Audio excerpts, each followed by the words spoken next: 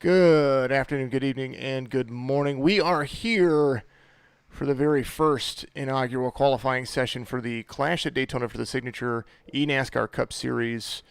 And things are about to get underway with our first vehicle in just a moment. All of this, of course, I want to make sure that we give a big shout out to our first sponsor of the season, 46 Branding Company, right out there, doing great things for us, and just awesome to be with you, and completely ready to get things underway. This is it, Signature ENASCAR Cup Series Clash at Daytona qualifying right here from Daytona International Speedway. Everything is set for them, and things are ready to go. My name is, of course, Jason Followell. I'm the broadcaster right here out of Camden, Missouri. My favorite driver, Chase Elliott. Signature Esports, of course, is who I'm affiliated with. And as things get underway, I'm going to let the race controller know that we are ready to go for the first driver up who had the fastest time in practice. That is going to be who is going to go first. And we're going to get all of this figured out, straightened out. This is our first go at a season. And a lot of fun to be had in general. So things are shaking up. We're going to get our first driver out there. First driver out. Looks like that would be Michael Woolley. He's going to be running his out lap right there. Michael Woolley, a.k.a. VP Woolley, as they call him, or Thanos. Driving a 13 machine, Ford Mustang, with Dark Horse Racing, that NVIDIA big old scheme up there with Signature Esports all over the back of it. Qualifying is here. 40 drivers are going to be able to make it. We have right over 60 drivers in our league, 60, 65 drivers, and they are absolutely fantastic. A little blink issue going on for Mr. Woolley, but he won the right to go first with the fastest practice time, so he's going to cross the line and begin his first lap. Big thank you to everybody out there. Of course, and always, we do appreciate all of the people who watch our streams. We wouldn't have made the attempt to try a Cup Series here. Signature Esports Cup Series brought to you by, this is the qualifying, it's going to be brought to you by 46 Branding Co. Go to 46 Branding. Yes, it is spelled incorrectly because that is the way things go in life. 46branding.com for some great apparel. Michael Woolley's first lap is coming around. 2 laps is in the qualifying session.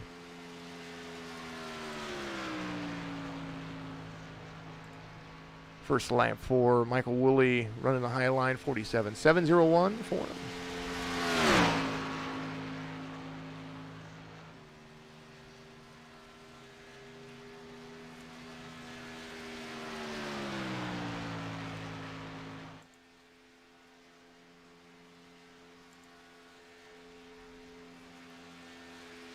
Low line, so they usually typically run the high line on their first lap whenever they get warmed up to build up that speed.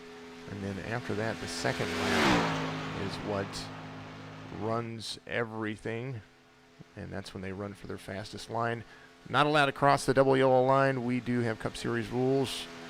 And the lap for Michael Woolley, 47.639. That's going to be first guy on that position right now, so he's going to slow down and come around to cool down, and we're going to have the 82 of Brian Wirtz, the Thunder Series champion from No Limit Racing. Maybe we might get him in here to talk here in just a little bit. He's got a paper that he's supposed to be finishing. And there he is off. He's been released to go continue his laps. So the 82 of Brian Wirtz out there to complete a lap.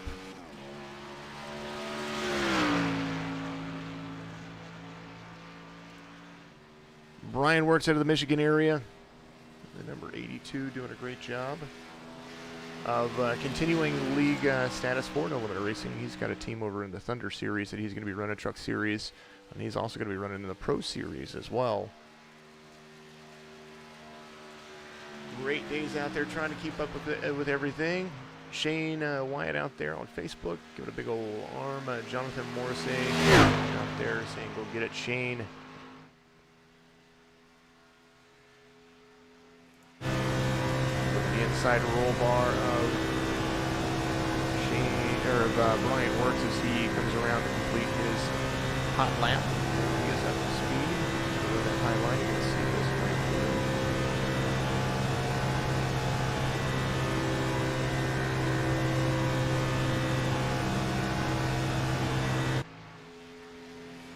here. Exit of turn 2, very, very high.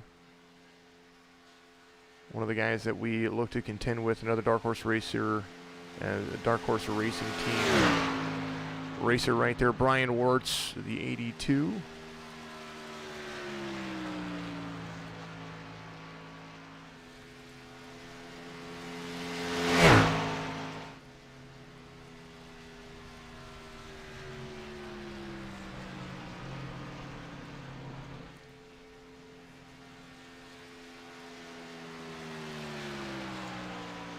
First lap for Brian Wirtz, 48.223. Wanting to continue his winning ways right here with our series. Great things to be happening. Move some things around right here. Gonna get comfortable. Right before everything happened, I had an issue with my computer, and it kind of just reset. So right now, Mr. Michael Woolley, the 13 machine out front with a 47.639. Brian Wirtz crosses the line, second lap of the day. 47.634 is the lap for Brian Wirtz. Moves him up into that first spot, and we're going to continue to move down the road.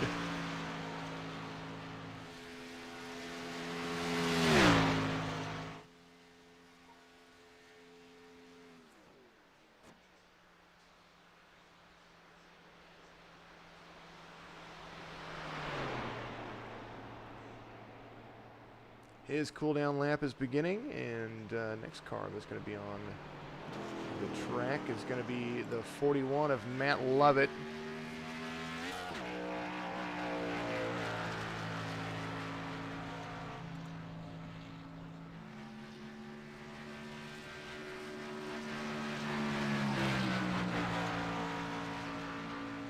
Matt Lovett,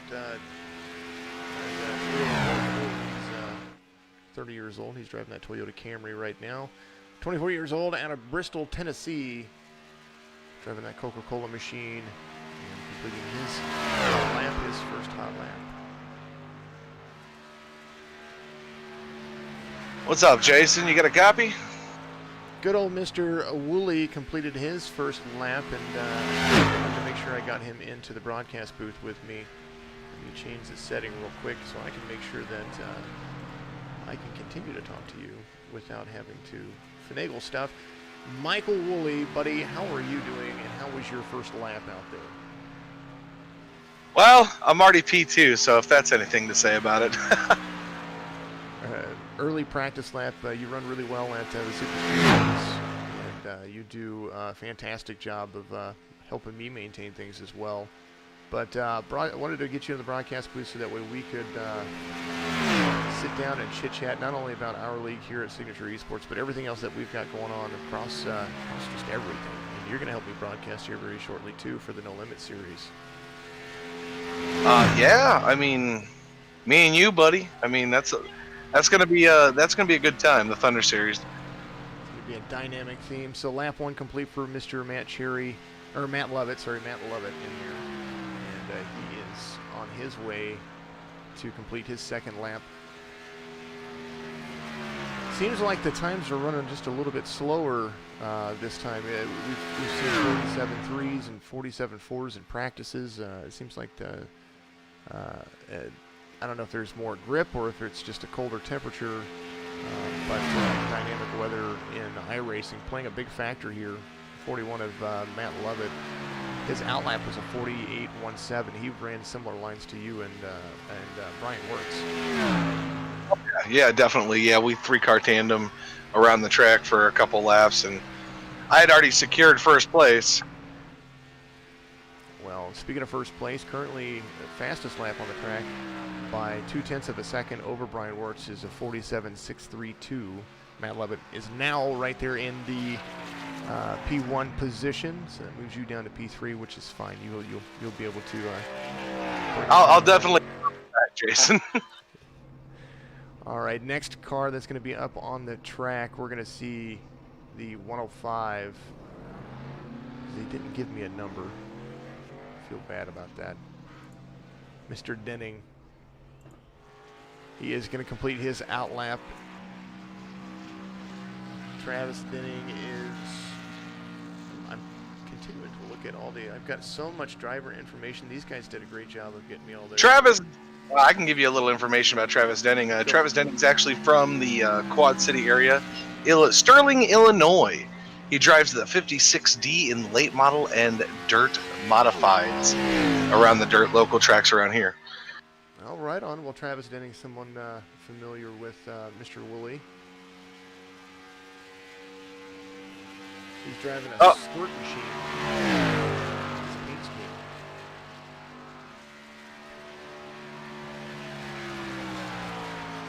Yeah, it definitely is a nice little combo of colors there.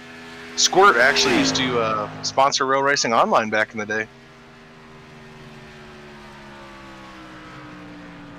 Answering questions on Discord. We've got a lot of people out there wanting to watch and putting all the links out there for them as well. Big special thank you to Donald Wooten, who is out there, our race controller for Signature ENASCAR Cup Series, trying to maintain all of the first lap for Travis Denning is coming up. It looks like he's just going to take a low line approach already. He's going to use the high lines to try to gain that extra speed. So his first lap coming around to be completed in just a moment. I don't know. He's looking pretty good. I mean, he's looking stable, but then again, he kind of goes up a half a lane there for like a split second. Right. So, I mean, but he's not a super speedway guy. But look at that, coming in at P2. P2 already, just 1/10 of a second, or 1/1000th of a second off of P1. So he's got a second lap to do right here. No doubt going to try to push the boundaries again.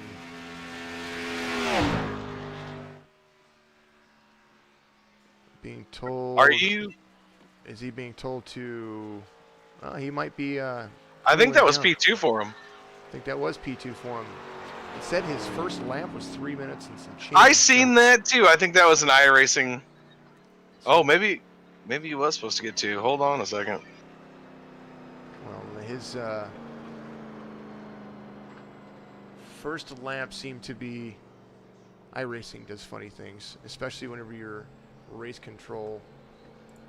But Jackson Wellman, we're gonna move on to him for just a moment. Jackson Wellman, an A-class driver. He was in the Signature Cup tournament that we had just a few months ago, and did quite well there. Got some money out of that. So he was looking forward to being with us in this league, and he's going to complete his outlap right here.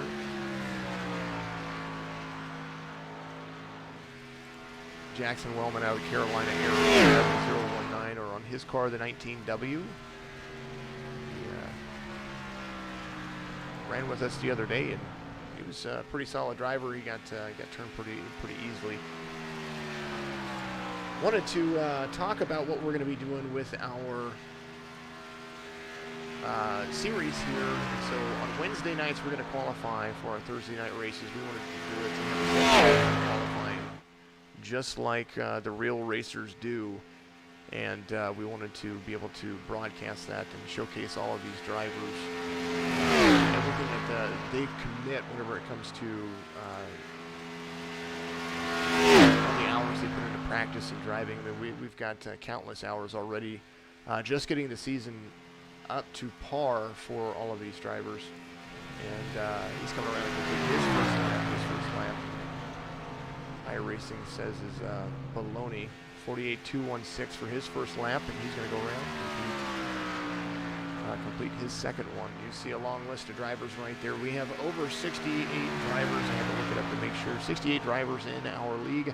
Top 40 are going to race on top 40 in qualifying are going to race on tomorrow evening. We're going to have that going right about 8 p.m. Eastern and 7 Central. So, Mr. Woolley. Yes, sir. Tell me about what you think so far with what we've set up for the league as Jackson Wellman comes around to complete his lap. Well, I mean, we've got a good thing going here. We've got a good stable of drivers. Jackson Wellman at the top of the board, 628. 47.628. That's awesome. I've actually hooked up with Wellman in a couple of the practice races, and that's really an awesome job by him to get to P1. No, the league is doing great. I think everything is coming together. You know, we took things really slow, which is ideal. You don't want to just start a league and then just run it out. So thankfully, we had you in control of everything, and we were able to just take our time, build the league up, and I think our first race is going to be just great, and I think it's going to go out without a hitch. Well, that is always the goal. We want to make sure that now that we've got our next driver, Ken MacArthur, he's a driver out there that quite enjoyed watching. He's got his race team going as well. Congratulations, Jackson Wellman, on pulling that. And you see the time splits here at Daytona. It's a super speedway. All these guys are going to similar drive lines, drive times. A 6.28 to a 6.39. So we're talking 11 hundredths of a second between first to fifth right now on qualifying. And little blank screen for me there. Yeah, we wanted to make sure that when we did, and going back to what we were talking about, we wanted to make sure that when we started a league, we had experience under our belts, not only broadcasting out of the leagues, but kind of seeing what they did as their standpoint. And I took a little bit from each league that I liked a lot, that I thought was going to work well for us over here in the Signature ENASCAR Cup Series. And we implemented that, applied it. We're probably a little bit more strict on our rules than some, but at the same time, I would rather be less lenient and have cleaner racing than just have a free-for-all in the Red Fest. I mean, yeah, you're absolutely right. And we've got the stable of drivers to pull this off. I mean, there's a lot of great drivers in here. I know that we remember, like, back when you had the competition, the cash tournament, it didn't go as well. We had a lot of ringers in there, number one. We had a lot of people that weren't taking it seriously. But now we've got this stable of drivers that are steady. They know what they're doing, and that's going to make the racing phenomenal. Well, we wanted to make sure that the only limitation that we had for our drivers was an I rating. Now you see on our screen. I know you probably can't see it at the moment, but on our screen we have our class of drivers, and you can see their licenses. You see a blue A, and then which is the red R that you see next to, like, Grantley Williams and Travis Denning. Travis Denning throwing down an excellent lap of 47.633. A lot of these drivers, they may drive Dirt Series, or they may drive another series. And there's a P1, tie P1 for Ken MacArthur. So he is, because of his faster practice lap, he actually earns the pole position. He had, I'm sorry, that's a 6.26. I thought it was a 6.28 again. 47.626, 2/1000th of a second, better than Jackson Wellman, the 0.19. So P1 for Ken MacArthur currently, as things get laid down, and pit road is starting to get busy as we are waiting on another driver to take the course. Yeah, there it is. Hank Caston's going to come on out. There he is. We were waiting on another driver, and it looks like Hank Caston's going to have the opportunity. I recognize that Chevrolet anywhere. Yeah, that's for sure. So what I wanted to reiterate is that we've put the time in. We wanted to make sure that everybody who was involved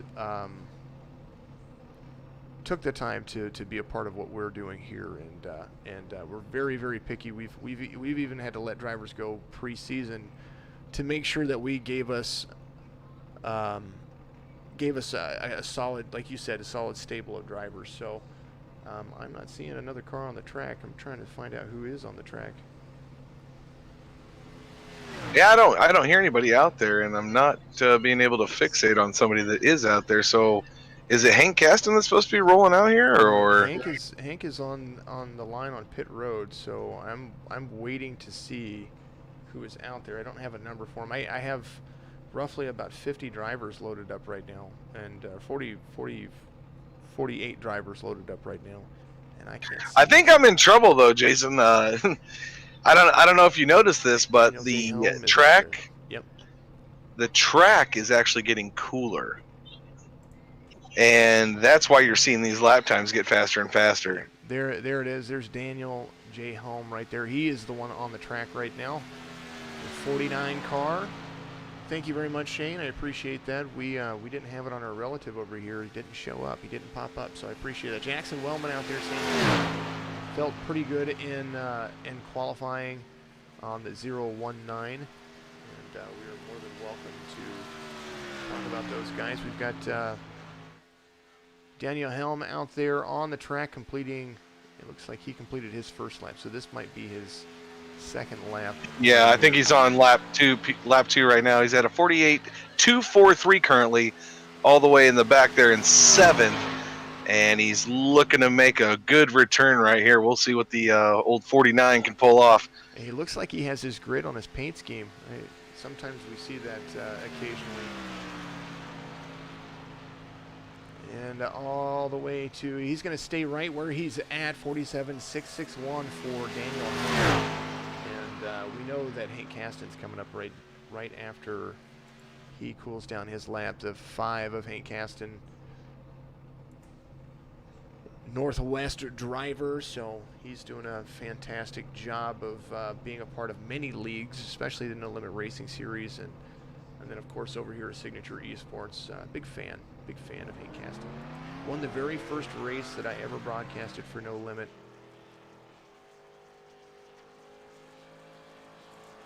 And here we go. The number 5 is starting to warm up the tires, going around turn 1 and 2 as he exits the pit line. And Hank Caston, Hank He-Man Caston, as he calls himself, coming out onto the track. I do believe Hank He-Man Caston is actually, I think that's what we put him. Yeah, it's in there as that. Again, he wanted the nickname, and I said, all right. I said, you have to run a He-Man paint scheme, though, and I guess he's already got one. He just has to have his number changed because he's running the 36 for us over here at Signature Esports, and he's got the number 5 on his paint scheme right there. So he is a character for sure. I invited him into the broadcast booth and on the No Limit recruitment race they did, and boy howdy, he and Matt Lovett they were on each other for sure. When isn't Hank on somebody? Matt Lovett cheering him on Facebook though. Get it, Hank. So they took the gloves off and now they're shaking hands. Well, I think once we get the first 10 up on the board, that's when it's going to start separating the men from the boys on this time trial here. I think so too. I think you're absolutely right. Hank Caston coming around to complete lap 1 on that high line. You're going to see him start diving low right here at the start-finish line. This is where they're going to choose the low line as their best line. And Hank Caston throwing up a 48.14, which is pretty common for that very first lap that most people throw out.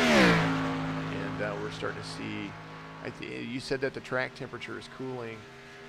Yeah, by 5 degrees already. There is the track info for not the AMS. But what in the world? AMS Octane? Weird. iRacing, it cracks me up. I tell you what.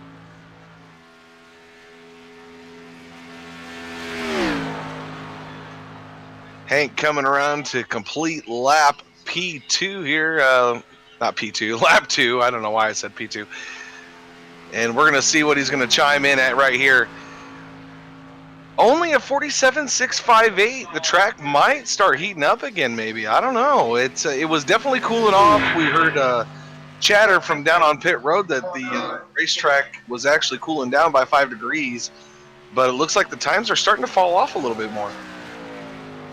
Well, they did get on there. The track was level temperature earlier right before qualifying, and so it was right at what the air temperature was.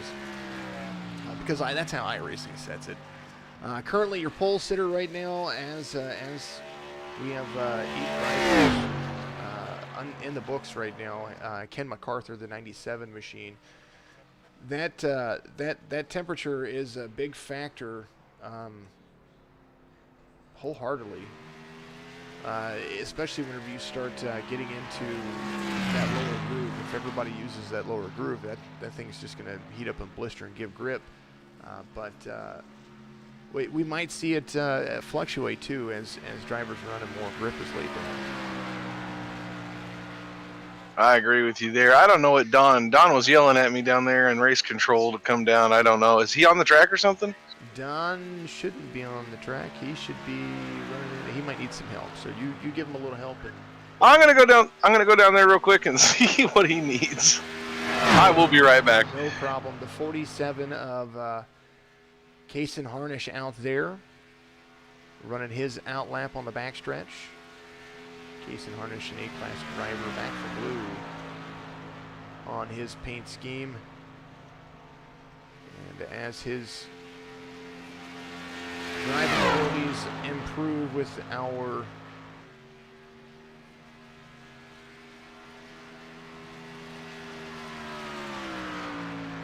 Hank says that he jeered the wheel in the middle of second, or jerked the wheel in the middle of second, and that's what gave him a little bit of a off time.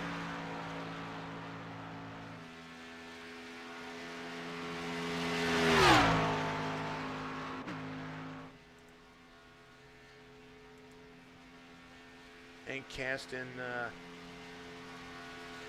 like his driver info that he put in there. All right, we got that situation fixed. Everything's fixed. Everything's good to go. All right. Yep, I guess we had somebody disconnect, and he came back. Samuel Gresh, I guess he fell through an unacceptable level there, but he's back, and he wanted to know if you needed to make him go last, and I said no. Put him out there as soon as you can. Right. Want to make sure that we take care of the drivers. We had a couple of drivers who had iRacing issues. Scott, buddy, we will definitely. I see you out there. Back in. Something's rejected him. I don't know what's going on with that for him. iRacing is finicky at times. Kaysen Harnish put down his first lap, and his first lap was his fastest lap, 47.679, and there's a 47.8 for him right there. Looking at pit road, it looks like we're going to have someone driving a number 3 scheme. I don't believe that's Eric Schaefer. If that's Eric Schaefer, I'm confused. But I could be wrong. We're going to see here in just a moment as that Ford Mustang's getting ready to take off and to go on pit road. That's going to be the 35 of David Cotton. And David's been a great communicator as well. Fun guy to chat with. As get a little bit of the driver info here. David Cotton might actually have to look him up on iRacing. Got the old M&M Warrior paint scheme on the side of that 3 car. Obviously, he has that Trading Paints Pro. Yes, he does. Not a sponsor. If they start paying us, we'll put their name out there. Yep. Nope. I absolutely. I will start talking all about Trading Paints. And they have an ease of access for loading paint schemes that you can either do your own or paint booth section that they have on their own. But You just gave him a 20-second spot. Let's stop right there. Don't go to tradingpaints.com to find out any more information. Speaking of people to talk about, sponsor for our qualifying round right here for the Clash at Daytona, 46branding.com. That's F-O-U-R-T-Y, 6branding.com. That's Brandon Fronopole. You're going to see him qualify here in a little while. That is his company. He has custom designed T-shirts and flip-flops and all kinds of stuff. Great gear. Make sure you go check him out, 46branding.com. There is... I think I put it in the description of the broadcast. Make sure you put that into your search bar and get that going. Also go on his Facebook page, 46 Branding on Facebook, and you'll be able to get some information. Currently out there, David Cotton throwing down his first lap, 47.964. So I think you're right. The upper line is starting to come in a little bit in qualifying.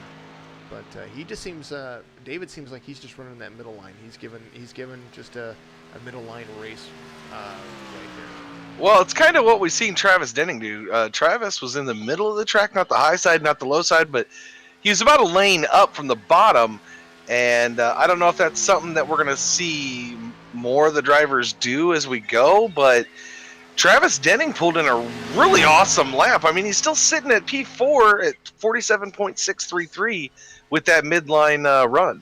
Well, we're going to see what David Cotton does here. Is he's coming down to the front stripe to complete his second lap, and he throws up a 47.749. So not too far off what he did, 0.2 of a second, 2.5 tenths off of his first run, and sitting a comfortable position 10, P10 for him right there. 10 drivers through, and he's going to cool down on the backstretch. Pit road camera, the 17. Looks like he is going to be up and running here just a couple of minutes. That is that Samuel Gresh right there. He's part of 4X Racing, I believe. He is, and he's the one that got disconnected but came back. I can see he's got some issues. He's got a few issues right there, so we're gonna try to follow along with him. If he blinks in and out just a little bit, there's storms all over the United States right now, including right here in my hometown.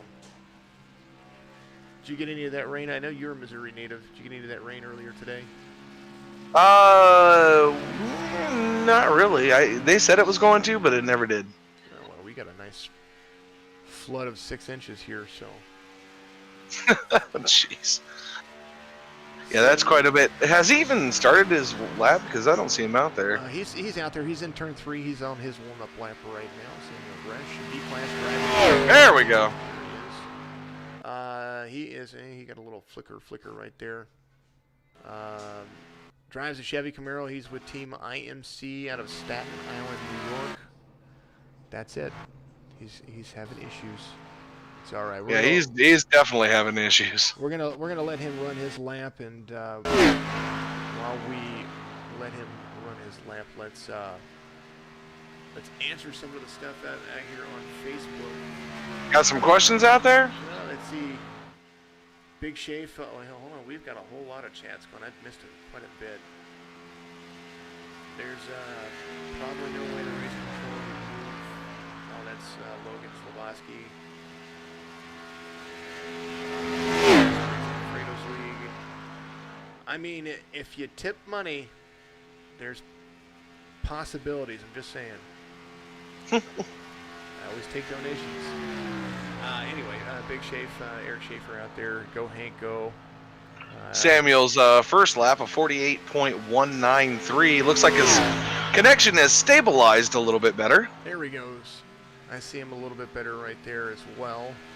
Letting him run. Ken MacArthur giving me some shout-outs out there while he was running his lap. Jackson Wellman, please don't. But you can take third. Oh, Sam's getting a little bit of a clickety click right there. Matt Lovett says not third. Let's go Jackson from Tyler Shipman out there on Facebook. P2 for him right there. All right, so let's see what happens as Sam comes around to complete his second lap, crossing the line. At least we get to see what he does.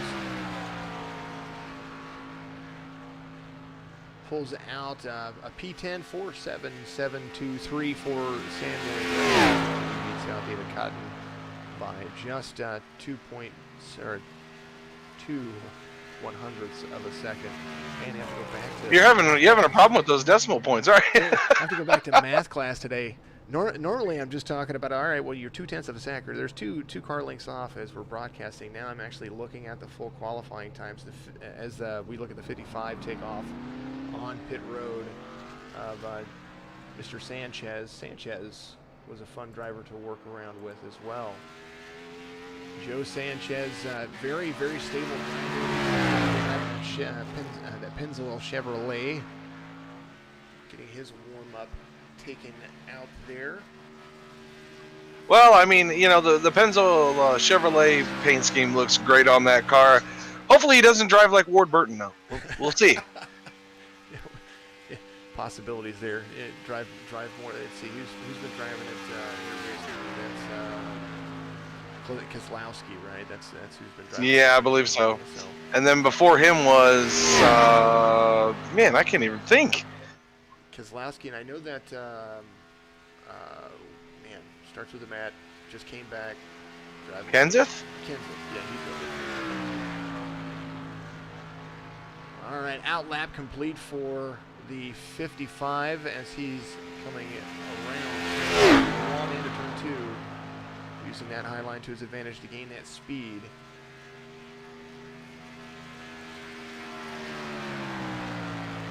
Driver speed right there. You can't see. I'm terribly sorry. My other overlay is getting in the way. Pretty stable, just staying on the high side for this first lap round. Joe Sanchez, 26 years old, out of Connecticut. He's a sales manager for Sherwin-Williams. He's been sim racing for about 20 years and just got into iRacing this year, though. It shows. Oh, so all his paint is free. Yeah. He shows. 48.083 on his first lap there. And going into turn number 1 and 2, definitely drops it down to the low line. Let's see what happens here.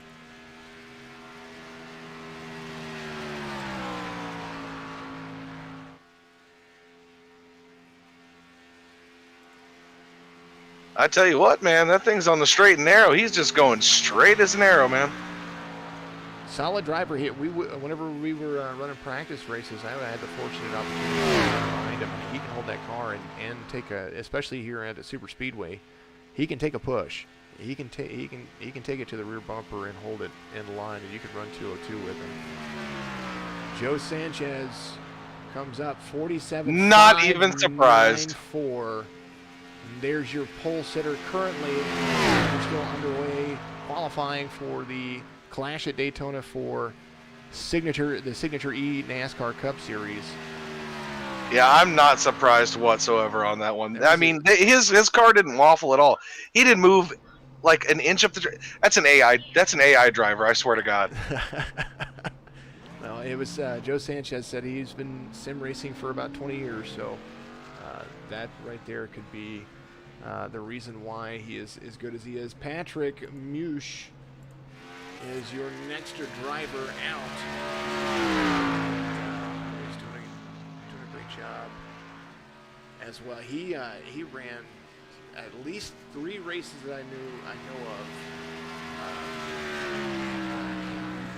He's with Shane Wyatt Racing, one of the SWR drivers out there, the 46.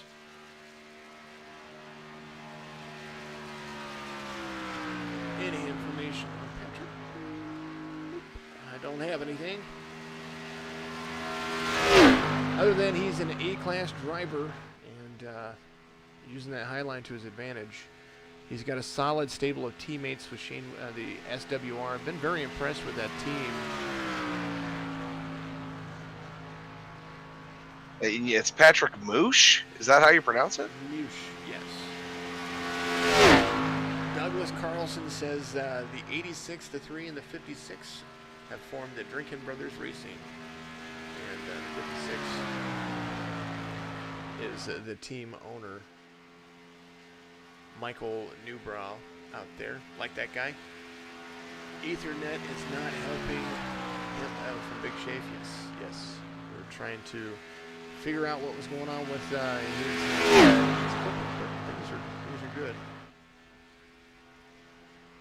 David Cotton just qualified a few minutes ago. Yes, you did, buddy, and you did a great job. You're still holding on a solid P12. First lap for the 46 comes in at a 48.196. So we're going to see what he does on holding this bottom. No doubt these teammates are going to try to work themselves into try to be as close together as possible. And what better way to do it than put it in the front row? Isaac Mock in the 95 coming up next. There's Patrick Muse. He's out of Texas. For him, Isaac Mock in the 60. No. Something different. Not that I can tell, anyway. We'll see here in just a moment. And qualifying lap for the 46 moves him up to pole, 47.550. I don't think it's anything with the track. He's going to cool down and use his the back straightaway to cool down his lap right there. Congratulations on a fantastic fast lap for Patrick and that number 46 machine. 95 coming up next. Yeah, good old Isaac Mock out of the No Limit Racing Group. He is driving one heck of a scheme, and I know what scheme he's driving. He's driving an SWR racing scheme. So Isaac Mock pulls out right behind his teammate. You see it on his rear quarter panel. He's got the No Limit Racing logo right there. Chemical Guy is on the side of it.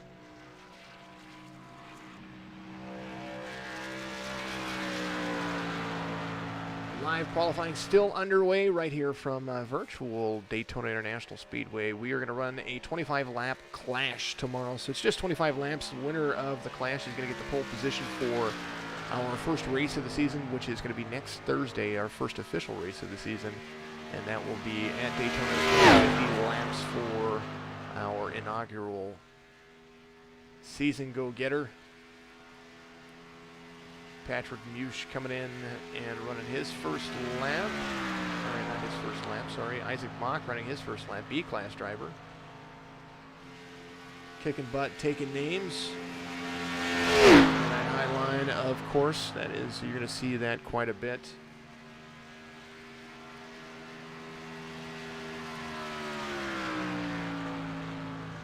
I got faith. Mock's going to be P10. I'm going to say P10. I'm going to say he's P10. All right. Isaac's not a bad driver, and he did quite well learning with the ARCA series over at No Limit. So you see a ground camera on the nose of that car. And you're going to watch right here as he comes out of the turn of turn 4 to begin his second lap. He's going to dive hard onto the nose of the pavement. That's where he's going to be. They're going to stay middle third. They're going to be as smooth as possible as he comes into turn 1.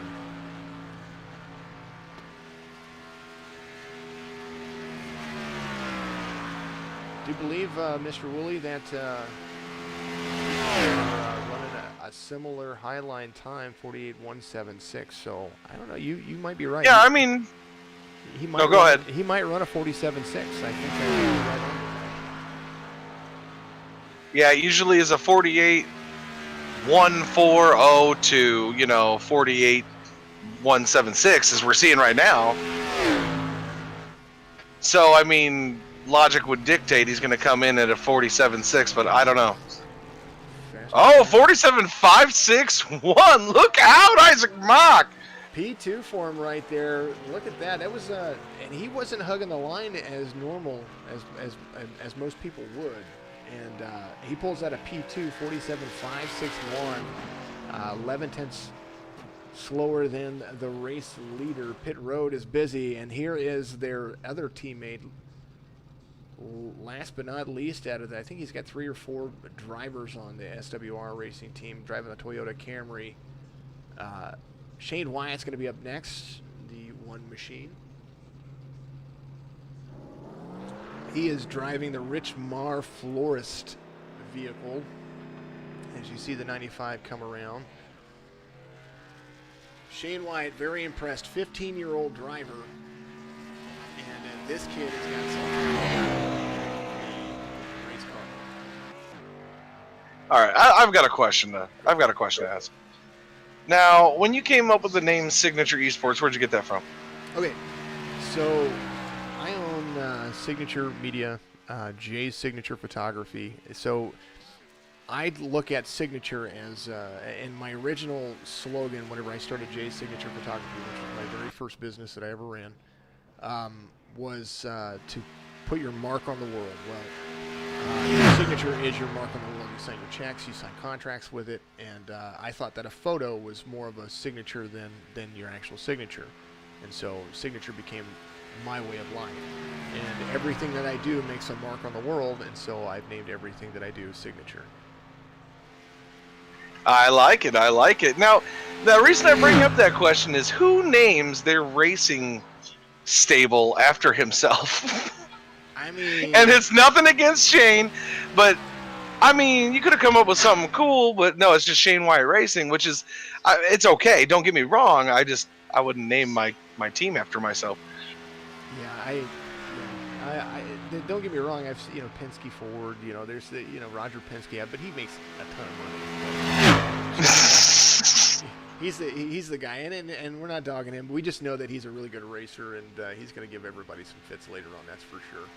And the only reason I brought that up in the broadcast here is because I know it'll rile him up, and he'll contact me after this. 48.214 for Shane Wyatt on his first lap to let's see what happens whenever he completes his lap. And he does hug the line very, very well. The driver that can push. We're going to talk about him as he completes the next lap. Shane Wyatt, number one, Rich Marr Flores, KSDT CPA Toyota Camry, hometown of High Point, North Carolina. Wasn't too far from there not too long ago. Well, years ago, but he drives for Shelby Park Motorsports. Make sure you go to shelbypark.com for information about them. Shane Wyatt coming around to complete his second lap, and let's see where it puts him. Ooh, that's good.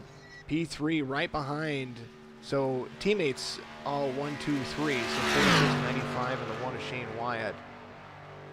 All three teammates all sitting in the first three positions right there. So Shane Wyatt Racing trying to put the groove on some people. Well, they're definitely doing a good job. I mean, top three right now. I mean, just to start the race, that is a great thing to have. You see on the track the 0-2. He had some issues with paint schemes. I have a hard time seeing Matt Cherry's paint schemes. He might have just loaded up with a single paint scheme, but the 0-2 of Matt Cherry out there. This guy joined our league minutes before we started here, and Matt Cherry, of course, a racing enthusiast. Yep, he's definitely. I mean, he joined a little later in the season. I think maybe the third race for No Limit. I could be wrong about that, but Matt Cherry's been a friend of ours for quite a while. I mean, he was in No Limit when No Limit was first started over 5 years ago, and then he transitioned into Real Racing Online when we took that over, and now he's back in No Limit Racing again. Back in No Limit Racing, and then he won just a few races ago, actually. So he's completed his out lap. He's going to be rocking and rolling on his first lap. He has some speed. He has the knowledge to race, and you can see that with the humbleness of him as well. When it came to No Limit Racing, we saw him win, but apologize to the third place driver because he got into him at the right before the start-finish line. That's happened. That's going to happen. It's plate track racing. It's super tight, and we didn't mean to do it. It's just one of those things that's going to happen. Always going to happen, and it's plate track racing is going to cost caution. So, first lap complete for Matt Cherry. Let's Let's see what it puts in. 48. Yep, you're right there at that top of that 48 mark. Very close to 48 flat for him. Something to also be said with all of these guys that we're a part of. We've pulled from different leagues and the support. Oh, he's going to take the 48.006. No, that was his second lap, I believe.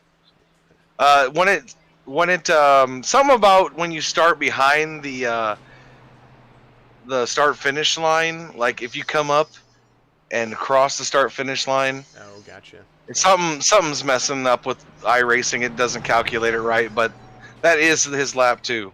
Well, lap 2 being completed for him right there. Well, he will have to take a P16 at the moment. That's unfortunate because he was on track to be fast. I got to ask you another question, though, Jason. Yeah, go for it. I can't figure it out. Why can I not qualify fast, but I can race fast? I don't get it. You know, sometimes, and this comes from just the other part of experience of watching you guys race, qualifying is its own breed, I believe. You might be right, man. I don't know. I don't have a knack for qualifying. But that's okay, because you can make yourself through the field with your teammates, and I mean, you're gonna have let's talk about who you're racing with in this race, because we want to make sure that you give a shout out to your teammates as they come up. Matt Lovett, Brian Wirtz. I mean, those are two great people to have behind me. That's for damn sure. Brian Wirtz, the NLR champion, of course. Just finished up our season. And then Matt Lovett, who's only been there for I don't know how many races, but he's definitely made his mark on the No Limit Racing circuit. Yes, he has, and absolute fantastic individual. Great to talk to as well. Someone out there talking about their number 008. Yeah, that's Mr. Webb out there. His number, whenever we started into the session, all the numbers got, for whatever reason, iRacing this week, I had to go back in and put everybody's number in. And into the league section? Yeah, so for whatever reason, it kicked all out. So all the numbers will be fixed going into tomorrow, and if someone doesn't have a number, I'm going to make sure that we get that all taken care of. The 7 of Chris Bates out there completing that first lap, 48.033, so he is on track for, looks like a pretty fast lap as he is driving that Monster Energy Chevrolet with Shane Wyatt Racing. Down in turn 3 on the exit of turn 4 right now. Gravy train out there, P2 right now. SWR 1, 2, 3. And it looks like it's going to not able to pull off the 1, 2, 3, 4. That's what I was going to say. Is it going to be a 1, 2, 3, 4 for Shane Wyatt Racing? But Chris Bates, the number 7 machine, pulls in a P13 currently as everything works itself out.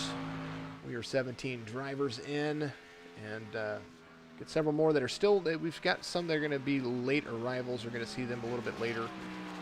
They're going to load in and get their laps taken care of. The 7, of course, slowing down. Up next, we're going to have the 16 of Harger. I think it's Austin Harger that's going to be out there.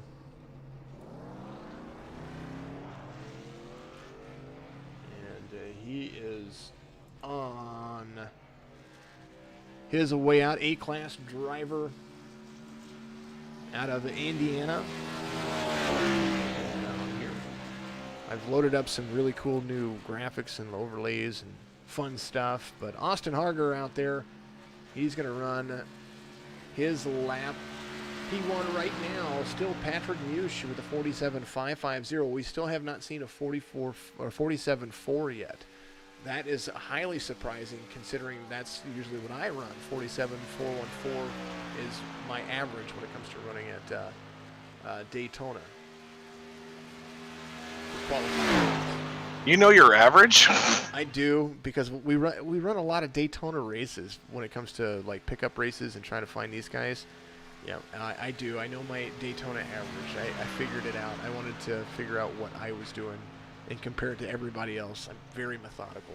I can tell. I can tell.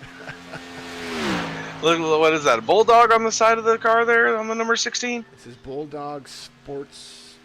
It's on the top and on the side.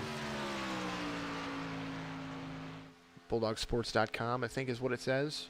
I don't know. It's a really Very clean looking car. It is. It's a nice Ford Mustang.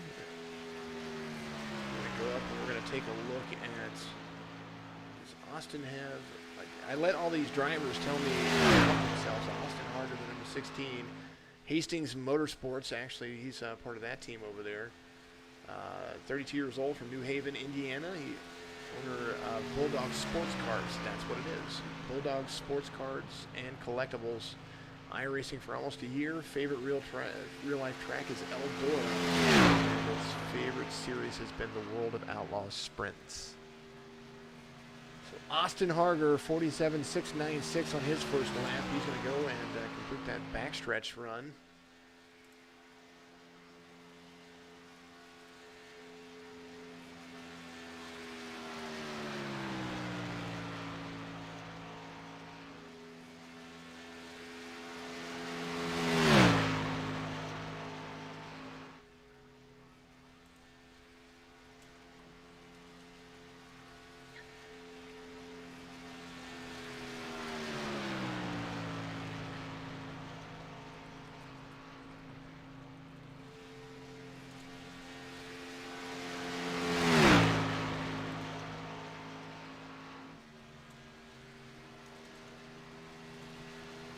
Jason, you still there? Yes, I am. Okay. I'm answering. Austin Harger gets a All right, well. 667. I'm answering Don. Our race controller is asking me questions. Apologize about that, guys. A lot of excitement for what's going on here, but we do have to run things behind the scenes too. And actually, if you felt like it, you can run down and let Don know. It's probably easier for you to do that. Let him know that if one of the drivers ends up happening like what happened with Matt Cherry, where he didn't get to run that second fast lap, to let him know that that's okay. He can run another lap because it's not limited. All right, 10-4. Intercommunication with everybody. Well, I'm trying to figure out, like, I don't understand why he thinks it's lap 2. That's what I'm trying to figure out. Like, it's because the first lap shows up with a time, and so it cues up to him that there's a time. It's the same thing that I saw yesterday, and whenever we did our practice session yesterday. Dylan Hastings out on the track right now, his hot lap, and so it's only giving them the opportunity to. It's going to show that first one, and so it shows up as lap 1 complete, and then it shows lap 2 complete, but they can run that third lap. Yeah, that's what we need to tell them, to let them run that third lap. Yeah, well, only like right here. Yeah, like he just said lap 1. Yeah, tell him that that is technically not that's not his first lap. I want to make sure that these guys run fair laps.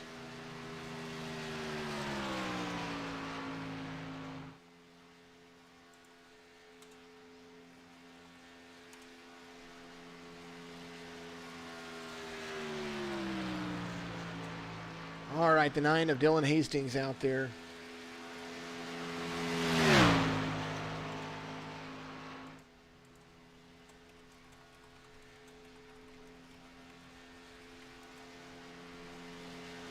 I came over the race control channel on the circuit.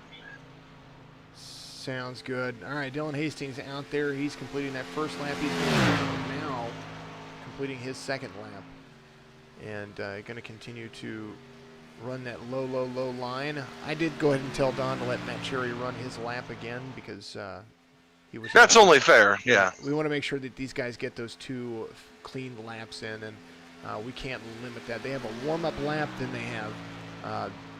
have their out lap, which is where they get their car up to speed. They come around, they complete one more lap, and then they have a fast lap after that. So Dylan Hastings coming around, and we're going to see where he ends up with that number 18 machine.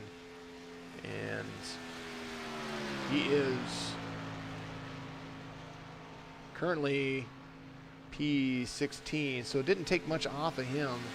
Dylan Hastings Motorsports right there, 47699 teammates as well.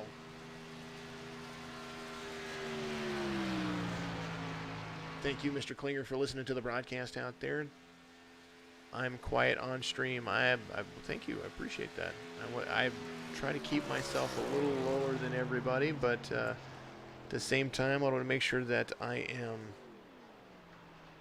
No, the track settings are going to be exactly the same. The track settings are going to be exactly the same as what they are on race night tomorrow. So what you see here is exactly the same as what they're going to be. The conditions are going to be tomorrow night. How about that, Jake Elrod? Thank you very much. I appreciate you very much. I kind of stepped away from the microphone halfway there. No, you're good. You're good. I'm doing dual duty right now. I appreciate you. Thank you very much, Mr. Woolley. As Don is good at broadcasting, or not broadcasting, but race control. He's just having to do it all by himself for the very, very, very first time. So, all good things. All good things. Race control isn't an easy job. Nope, it's a thankless job. I do think that. All right, out on the track is the 88 of Brandon T. Banks. This is one of Ken MacArthur's teammates out there.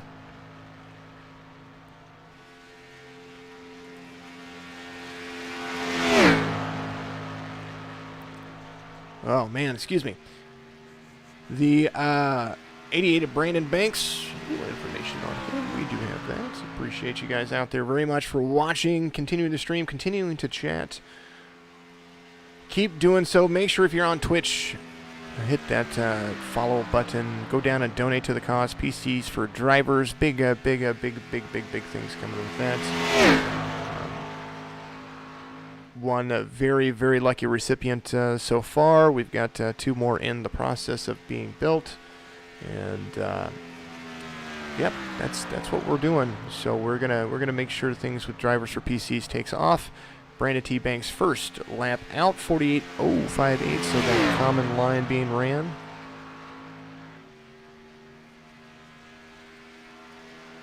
It kind of reminds me of Ken MacArthur's car.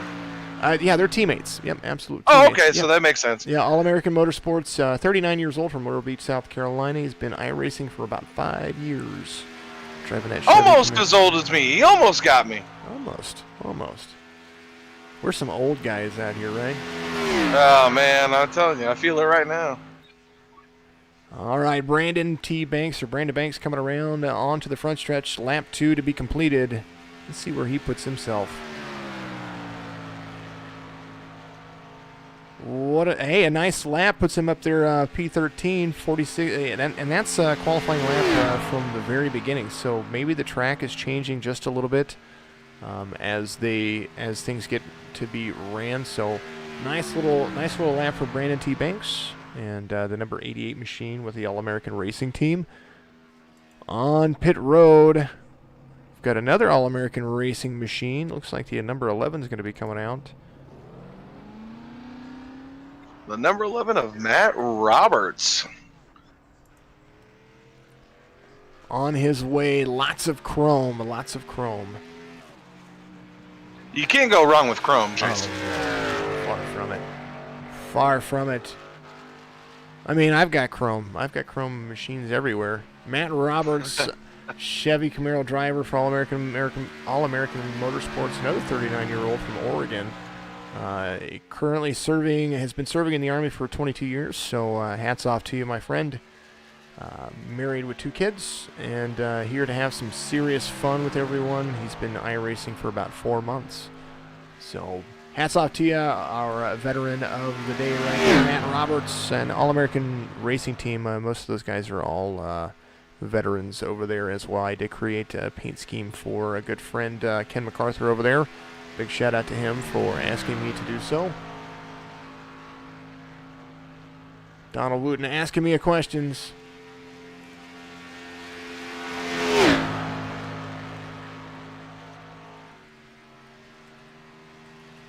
Got Donald Wooten's question answered. And I'm trying to marshal him along here. No worries. If I see that 3-minute qualified time, I know better, you know? Yep. So, yeah, Matt Roberts did get a 3-minute qualifier right there, so we're going to see, and that's just the outlap. That's what it takes. It's because they sit on pit road waiting, and for some reason, they Ooh, up into the wall right there. Not good. Not lamp's good. Not going to count. So that's going to reset itself. That lamp's not going to count, so that's lap 1. He's going to have to really dig for speed since he lost all that momentum out of the exit turn 4. Up into the wall right there. Incidents carry over for tomorrow. So we're going to see... Do they really? Yes, they do. Absolutely. Oh, no. Oh, yeah. So, incidents on qualifying, not for practice, just for qualifying. Oh, okay, good. Yeah. No, so if you slam into the wall on practice, no, just on qualifying. Qualifying scrutiny is on moderate, so that does carry over for tomorrow. Well, I'm sitting here trying to think back. Like, I don't know if I made any incidents, but I hope I didn't. Right. Absolutely. Absolutely. All right. Oh, almost dips below the double yellow, only to the single. Comes across the line. Well, that's better. Yeah, 47.904. It's more like a warm-up lap for him, but at least he gets a qualifying time in. The 11 Matt Roberts P20 currently, 20 cars in.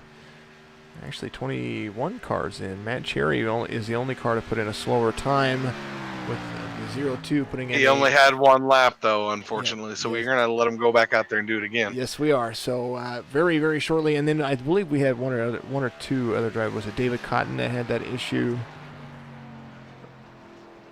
Or was it Samuel Gresh? One of the other drivers had that issue as well. We want to make sure that we take care of them and make sure they get their laps in, because that's just not fair to everybody.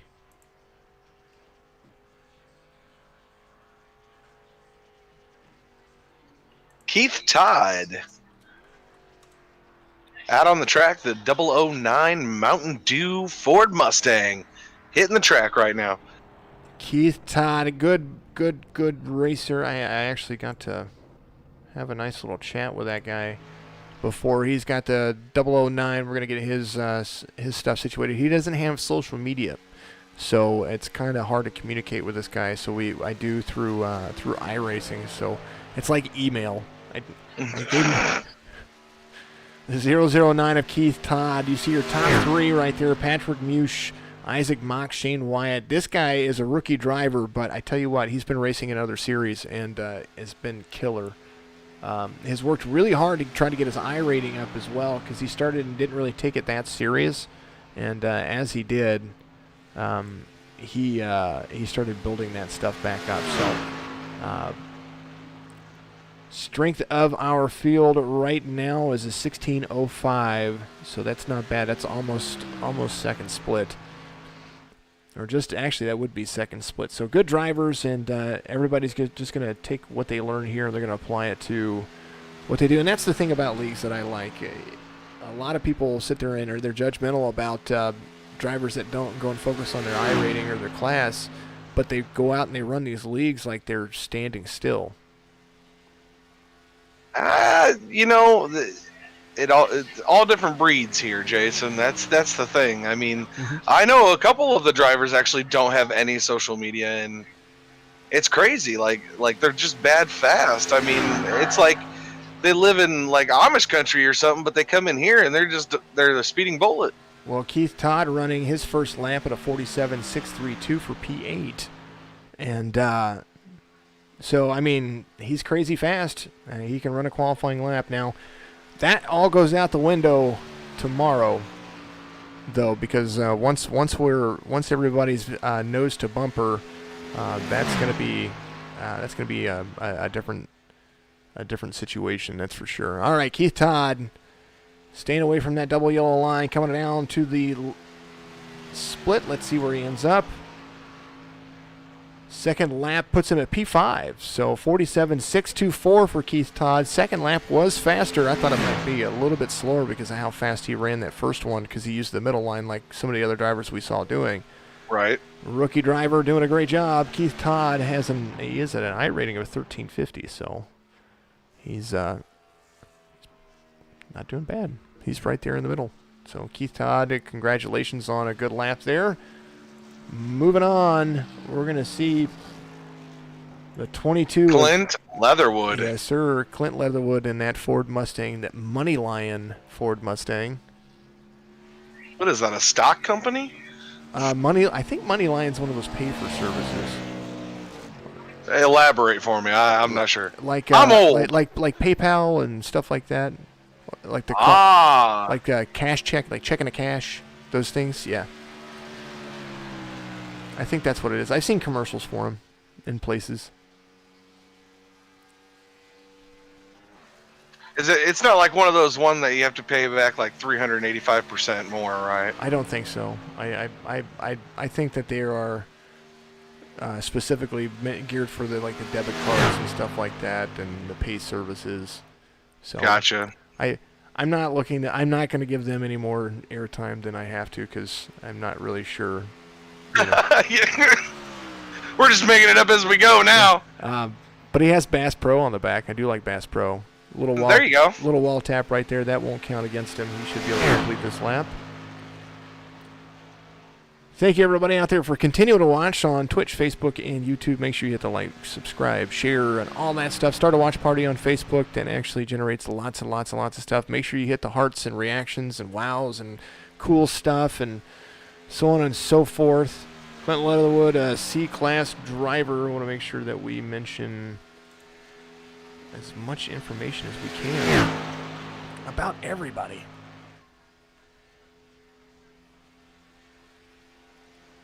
There he is, Clint Leatherwood, the number 22 for Hastings E Motorsports. He's part of Dylan Hastings' team over there. He's driving that Ford. His hometown is Rockmart, Georgia, but he lives in Kannapolis, North Carolina. Raced go-karts for 9 years before moving, and now he works for the race team. Clint Leatherwood throwing up his first lap of a 48.085. Oh, we got somebody on Twitch that told us what was going on with Moneyline. They are they're an actual bank. Oh, okay. Well, that's way different than what we thought.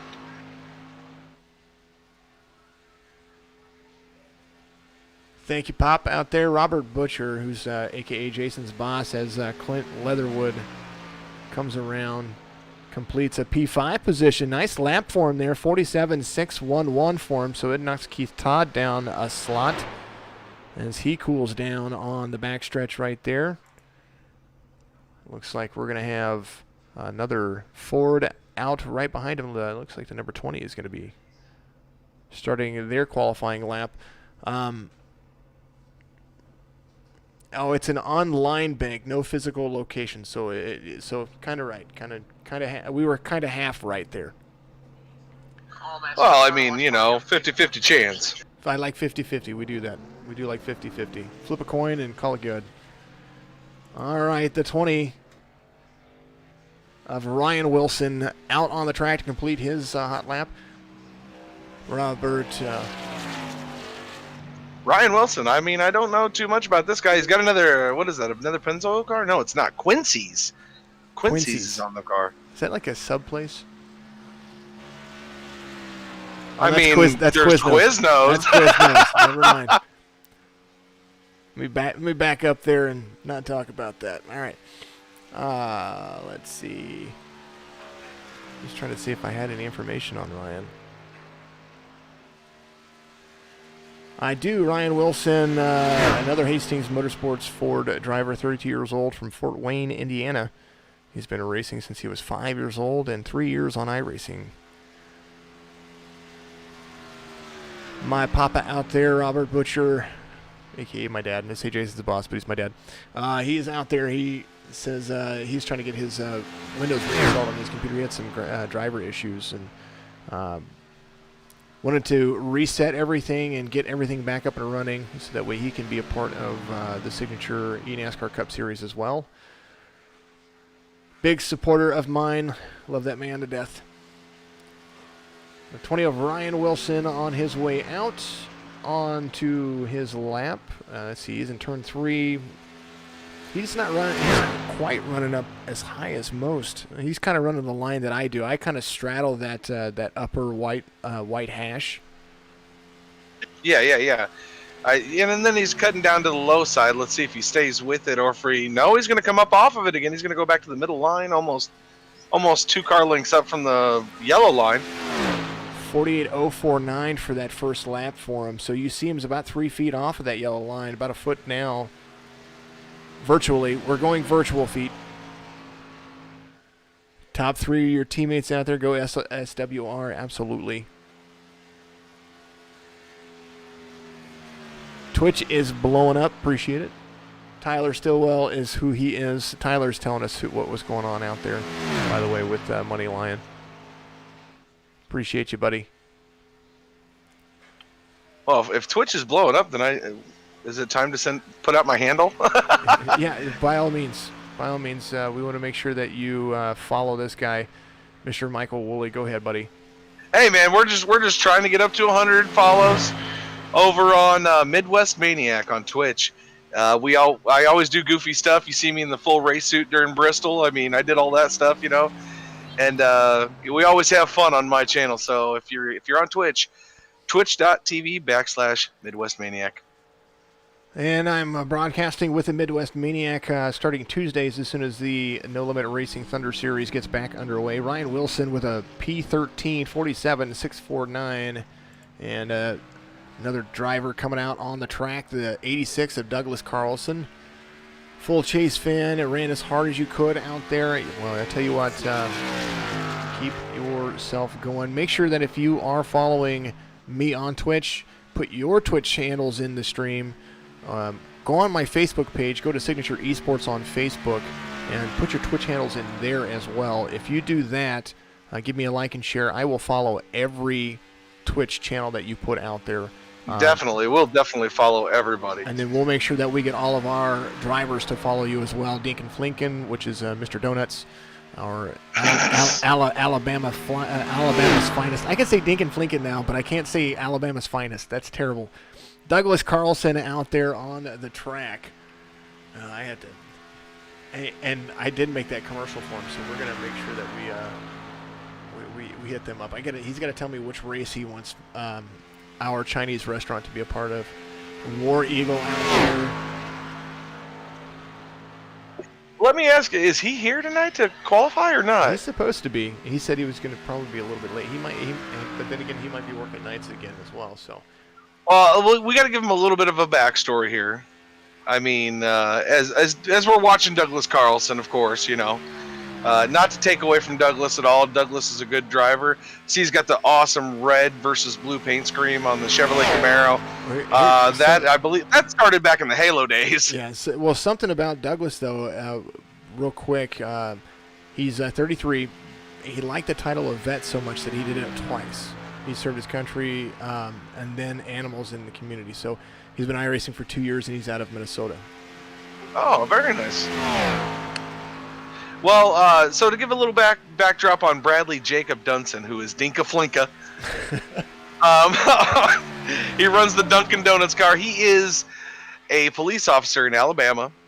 And late at night, sometimes when we're on the old Discord, he goes live for us, and let me tell you, so we know Live PD's been canceled, but it has not been canceled on our Discord. We'll just put it that way.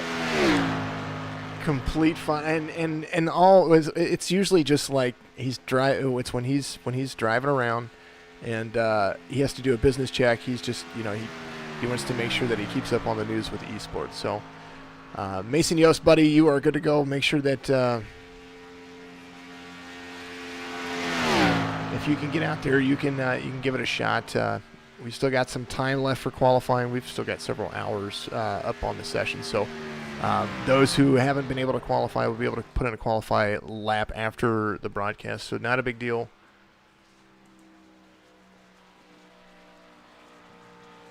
Mario Miranda in the number 99. I think we're going to see something fast here. Well, he is. Let's see. He's on a. Let's see what team he is on real quick. A lot of people in here as well. Well, if he's not on a team, I will put him on DHR. I'll put it to you that way, because this boy is a pusher. And I mean, when I say push, it's light speed, warp speed engaged pushing. Tyler Stillwell says, yeah, his town is really boring at night, so he's not surprised he's able to do that. So big shout out to that guy out there. He's an amazing man, and part of the Alabama's finest down there. So congratulations on him starting a successful stream as well. Doing a great job with iRacing. Let's see, driver information. I got to go back to that. Where was it? There it is. Driver info and 99, right? That's who we are on. Yep, Mario Miranda. And I hope I'm pronouncing that right. It could be different. You got it. Yep. I asked him. I always ask the drivers, especially after I butcher them like 3 or 4 times. Yeah. No information on Mario, and I don't know if he's on a team, but if he's not on the team, we know a guy that would want you. DHR will pick you up, sir. 99 of Mario Miranda out there, a B-class driver driving that Ford. And he is, it's a rad paint scheme. I wonder if he's with Mario's on 4X. We just got confirmation out there. Mario. Well, maybe I can pull him away from that. Yeah, the paint scheme kind of reminds me of a '90s Trapper Keeper when we were kids. Yeah, kind of. I could see that. Lap 1 complete, 48.105 for Mario, so right on track with everybody. Let's see what he does, because he earned the pole a couple of races ago. Look at him hug that line straight as an arrow. No wiggle from him at all.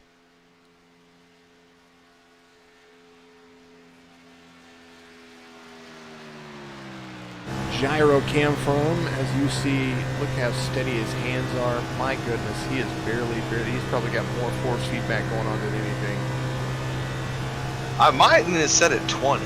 That's a good point to bring up. There's a lot of drivers that don't run any force feedback. I can't stand it. Mario Miranda comes around. P6 for him, 47.620. So he is right up there with the current fastest lap. So Patrick Mush still holding on to the, and he might be Mooch. I think it's Mush. I think that's what we were discussing before. So I have no idea. I want to make sure, and I will make sure if it's Mooch, I will call him Patrick. Pit road, the number 3 coming out. Eric Schaefer. Oh, there he is. Yeah, good old Eric Schaefer. Out there to take his outlap and blinking. It'll get better when the race starts. Yeah, he always usually has a little bit of a blinking issue. It's never too big of a deal during the race, though, I don't feel. I mean, but I'm not one of those people to call out blinkers, so right. They don't bother me. I'm just going to race my line and, try to anticipate where they're going to be, and do the best. I'm not going to run up in there like my car's inside of his car. I'm not going to put myself in that bad situation. Right. And other drivers do complain about it, but, see a little net code going on there. He's not even touching the wall. So that whenever you hear drivers on Facebook and Twitch and all that, they talk about net code. You just saw it right there. A lot of sparks coming off the wall, and he was 3 feet away from the wall. That's what they call net code. And right now, he still has the same thing going on. Yeah, the sparks are flying, but he's not even nowhere near the wall. So we are watching his lap kind of complete a little bit. We're gonna take a look at pit road, and my favorite Australian. Oh, it's got to be Paget, right? Oh, it's Paget, yes sir. It's Daryl Paget, my favorite Australian out there. He's gonna be qualifying up next, as we're gonna go back to Eric Schaefer's first lap being completed. Hard down to the inside. First lap didn't count. Didn't count because he must have actually hit the wall at one point. So we're going to see what happens now. Even with net code, now that he's on the bottom of the track, we shouldn't see a net code for a wall hit. Right. So the computer should actually time his lap on this one. So when it happens and the physical 19 comes out, you know what you have to say, right? Oh, wait, hold on. Oh, yeah, I know what to say. Buddy. I got you. No problem. because Twitch is blowing up about it, so you got to make sure that that is part of I didn't know that was a Twitch following now. It is now. Eric Schaefer, the number 3, pulls out a 14th spot, so P14 with a 4.76351. Man, if you look at P11 through P14, they're separated by 1/1000th. Yeah, they're making me feel the pressure there, buddy. 1/1000th, Mr. Woolley. And you are currently P15. We are showing 1 through 17 on our screen right now. We will go over qualifying times at the end of it. And we have a full stinking lobby. Eric Schaefer completing his laps. Daryl Paget, our Australian friend. He is our only Australian in our league, which is a shame because I love the Aussies. Love racing late at night with them. They're amazing drivers, and they can drive ovals sometimes better than we can. So, you know what I love about Daryl? He has gotten so much better since we started practicing. And not only that, if you give him any sort of help, he takes it and runs with it. He's like a sponge, and he's fast. And that's what it takes to win at Daytona. You got to be fast. And he does get ramped up in some incidents, but that's not his fault. He's got that big bullseye on the back of his car, and I did fix it, so it doesn't have the bullseye on it anymore. I fixed his car. I did a paint scheme for him. He's running that Australian-themed paint scheme right now. He's got some indigenous artwork on there that I picked out for him, the Aussie flag, as he completes his warm-up lap. Big Signature Esports logos on the sides. He is an amazing, and he is 51 years old. 50? Oh, that's the only guy that's got me beaten here. We told him to run, when we were working with him, we told him to run that middle upper line that makes him comfortable. It keeps him away from the wall, and he can run that line. We changed his steering ratio. We did. And it made him a lot more stable. And the guy he absolutely does take it. And he went from a rookie driver to a D-class driver just in a couple of days. So it looks like he is picking himself up. And he got his I rating up. Well, this guy's got more dedication than anybody I've ever met, and I'll tell you why. Now, Australian time zone is way off from where we are. Yeah, he's a day and a half ahead of us. That's what I'm saying, so it's going to be 3, 4, 5 a.m. where he is. He was showing up and racing with us, and I commend that.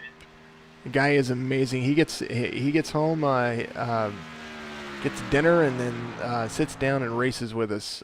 So he's basically a day ahead of us. Daryl pulling out a 48.051, which is right on track with race leaders when it comes to your out time. He is going to run up higher. That's just kind of where he's comfortable. Once he hits the paint, he kind of seems to be a little bit jerky, but here he is. He's going to come around. We're going to see what he runs right here. 27th driver to qualify. Lays down a 47.713, so 24th position for Daryl, and he's going to work his way through the field, and that guy can push. I will compliment him. He knows how to get about a foot away and keep your speed maintained. He doesn't get right up on your bumper, but he does maintain. And that's really all you got to do until the end, Jason. I mean, let's be honest, this is Daytona.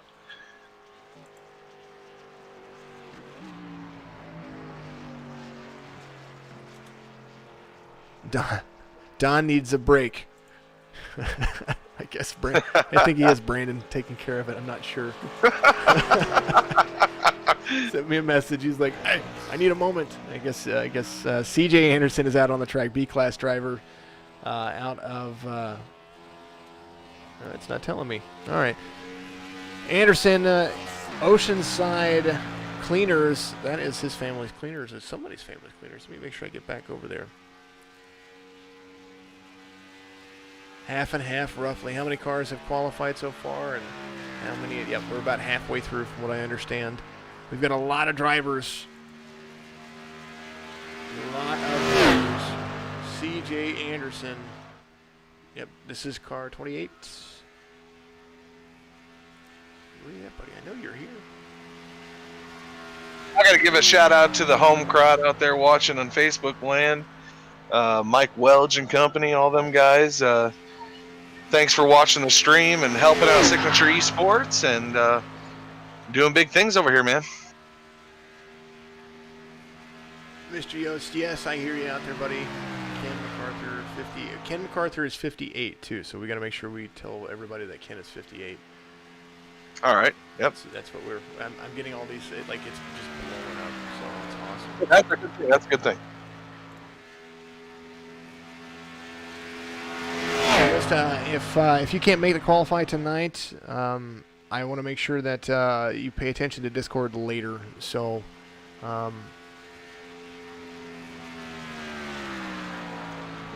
need we got to have everybody qualify, and once we get 40 spots, I know that there's a few that couldn't make it tonight. That we have something that we have to do tomorrow for them, but we're trying to get everybody to qualify tonight, so that way I make one list and try to do that as much as possible, do that as well as possible. So.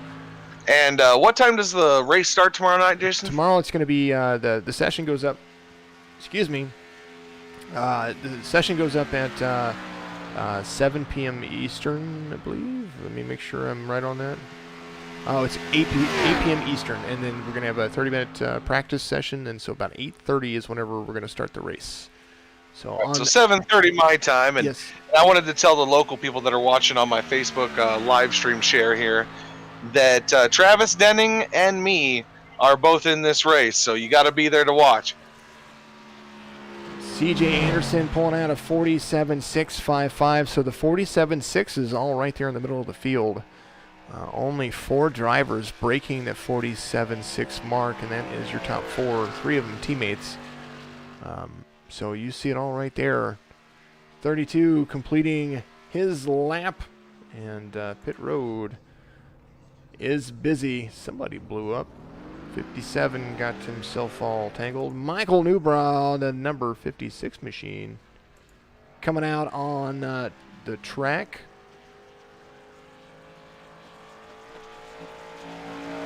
He is the Drinking Bros Racing team leader / everything.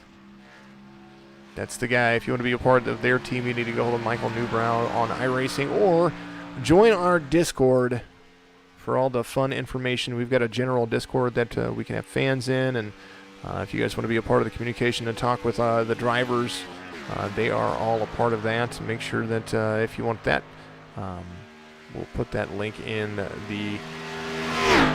Actually, we'll just do it right now. We'll just, well, we've got a moment while Michael Newbrow, the number 56 machine, qualifies. We'll take and make us a link. So that way everybody... Just getting his first lap done, I believe, there. Or maybe that was the warm-up. That was his, yeah, it's his warm-up. That was the warm-up. So he's coming into turn 1. Coming in hot. Michael Newbrow, this guy is quite fast. I've went up against him in a bunch of the practice sessions. Definitely somebody that's going to be one to watch tomorrow night, for sure.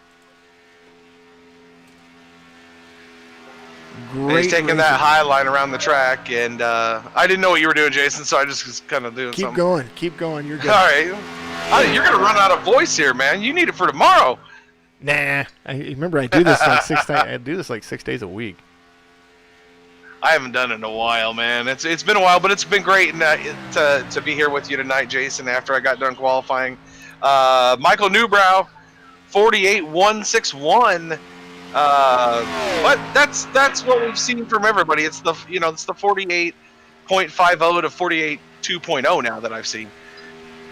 Some of the and they were talking about how the traction from the tires, or the tire wear, adds to the track. And the question that we had yesterday was, does it make a difference over the long run? And we're seeing it doesn't. We're seeing that those are not those are just times that people are running. They're pretty even.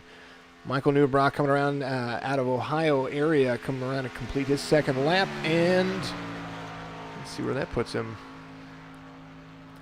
P4 for Michael Newbrow with a 47.589. So another driver cracks the 47.6 zone. I did put the Discord link in the Facebook and the Twitch channels. Cannot put them on the YouTube channel, so I do apologize about that. But if you go to Discord and you look up Signature Esports, you should be able to find it. All right, Michael Newbrow, P4 for him. That was a great lap. He did run a comfortable line on the bottom. Great driver to be looking forward to seeing a race as pit road is starting to thin out just a little bit. Matt Cherry had a bad situation earlier, so he is out to run another lap. Actually, you're either going to let him run the 2 laps again. Yeah, we're just going to let him run both. I think that's fair. I mean, you got the speed. You never know what lap 2 is going to be. So I mean, yep. I don't see a problem with that. I would never see a problem with that at all. So Matt Cherry, the 0-2, out there to qualify again, and I do believe we have some more drivers to qualify. Up to 62 in the session could be there.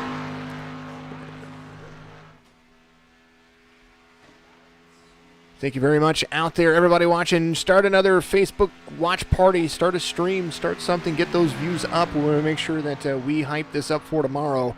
Tomorrow is going to be Daytona, the Clash at Daytona, and I'm thinking about having a special guest in here. I'm going to find a special guest at least. As you see the highlight from Matt Cherry being run. Because Mr. Woolley, you're going to be on track, and you're going to have your stream up, so I'm going to be able to pull your camera in, right? Absolutely. All right. So for you, anything, Jason. Yep. Driver views are going to be happening. For those who do run streams, if I can pull their stream in, then I can pull in their driver camera. And we're going to make this immersive, and it's going to be fun, and everybody's going to have a great time. We do this not for the fun of it, but for the life of it. This is what we live and breathe, esports and iRacing. 48.024 is the first lap for Matt Cherry as he comes around to complete the second one. Trying to best his 1 lap attempt earlier because of an iRacing issue. And now back out there to run. So we are going to get to the drivers who did not qualify here very shortly. 30 drivers have turned a lap right here from the virtual Daytona International Speedway inside turn 302 at Matt Cherry. Take me to the end there, Mr. Woolley. Yeah, he's coming around turn 4 now, out into the tri-oval and keeping it nice and low, the 0-2 of Matt Cherry. We're going to see what the final time. He moved. He definitely moved, and he's going to be P5 with a 47.591. 3/1000th of a second off of 6th place. Joe Sanchez moves down. Michael Newbrow still with that 5.89 right above him. 0.2 of a second off. Great lap, a 5-spot lap. Got you back. Hold on. Discord again. Back to it. Lawson Peel now coming out with the car number 25 as he is going to get around turn 1 and 2 on the low side here on the apron and attempt to make his debut here on Signature Esports. Barstool Sports, the sponsor on that Chevrolet Camaro. And let's see what he can do, Jason. Lawson Peel told me earlier that he runs with Barstool Sports, another iRacing league out there that does they do some broadcasting as well. I've watched a couple of their broadcasts, kind of see how they do things, and kind of made my own animal out of my own. But he is a Barstool League racer. There's several, I believe several Pro Series drivers that race in that series. Coming around lap 1. Warm-up lap completed in the books. Rookie driver in and that was one of the questions that I was talking about. He is a rookie license, but he runs leagues all the time. So he doesn't really run official races. He just gets out there and runs with other drivers. And Jason, that's one of the things that a lot of people don't realize is that, a lot of people aren't in here for the official thing, and people are like, well, I've got a 4,700 I rating. Well, it really doesn't matter when it comes down to it. It's who's the best. And if you can run, in leagues, and hosted races, and you can wax it. I mean, there's no reason that you shouldn't be in a league like ours. And that's the thing. I told people that minimum I rating of 1,000. You start with 1350 when it comes to your license. Lap 1 complete for Lawson Peel as he is coming around. I don't have a. I think that if you've got into some official races and you've just trashed your I rating, then you have some things to learn. But drivers like him, where he's just got a flat 1350, well, then clearly he only runs hosted leagues. So he does it.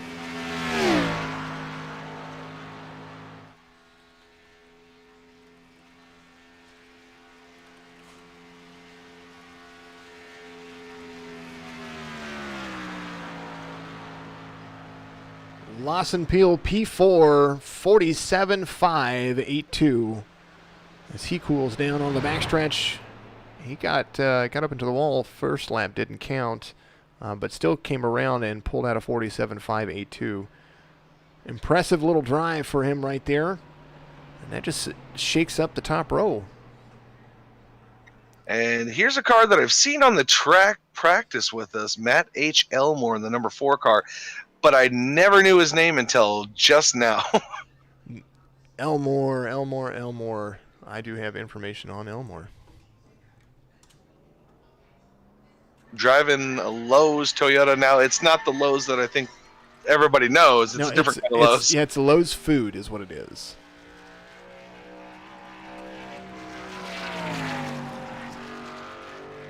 I didn't know they had a food subsidiary for Lowe's. Oh, it's Love's. Love's. That makes more sense. I don't know. Did you see that as Lowe's, or is it just me? No, it's Lowe's. It's Lowe's Food. I have the information right here. I was just answering a driver back on Discord real quick. Mr. Elmore, there you are. Matt Elmore, the number 4 Lowe's Food Camry with Shane Wyatt Racing, another Toyota. So that completes his Toyota team. Let's see, where is he out of? He is from Swansea, South Carolina. So he's a 28-year-old. So yeah, Shane Wyatt Racing, all 4 of their Toyotas are now going to be qualified. Only Toyota for Shane Wyatt Racing, though, up in the top is Shane himself. So Chevy is all around him. Yes, Mr. Yost, I did answer on here, but I was still going to answer you on Discord. I do appreciate all of the communication. Everybody having a great time, and I do appreciate my co-broadcast announcer right here, Mr. VP Woolley, the Vice President of Thanos Snapping. He is basically the enforcer of all the rules that we put together, and, of course, lap time being considered. Matt Elmore's first lap, 48.234. Kind of gets a little loose there. Yeah, that's what I was about to say. It looked like he had a little wiggle. Might have something coming loose on that Toyota Camry. Well, it was made in the United States, they said, so. Low line run for the 4 of that Lowe's Food Toyota Camry.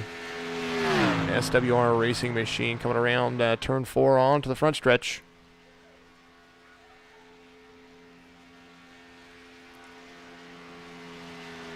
Four of Matt Elmore puts down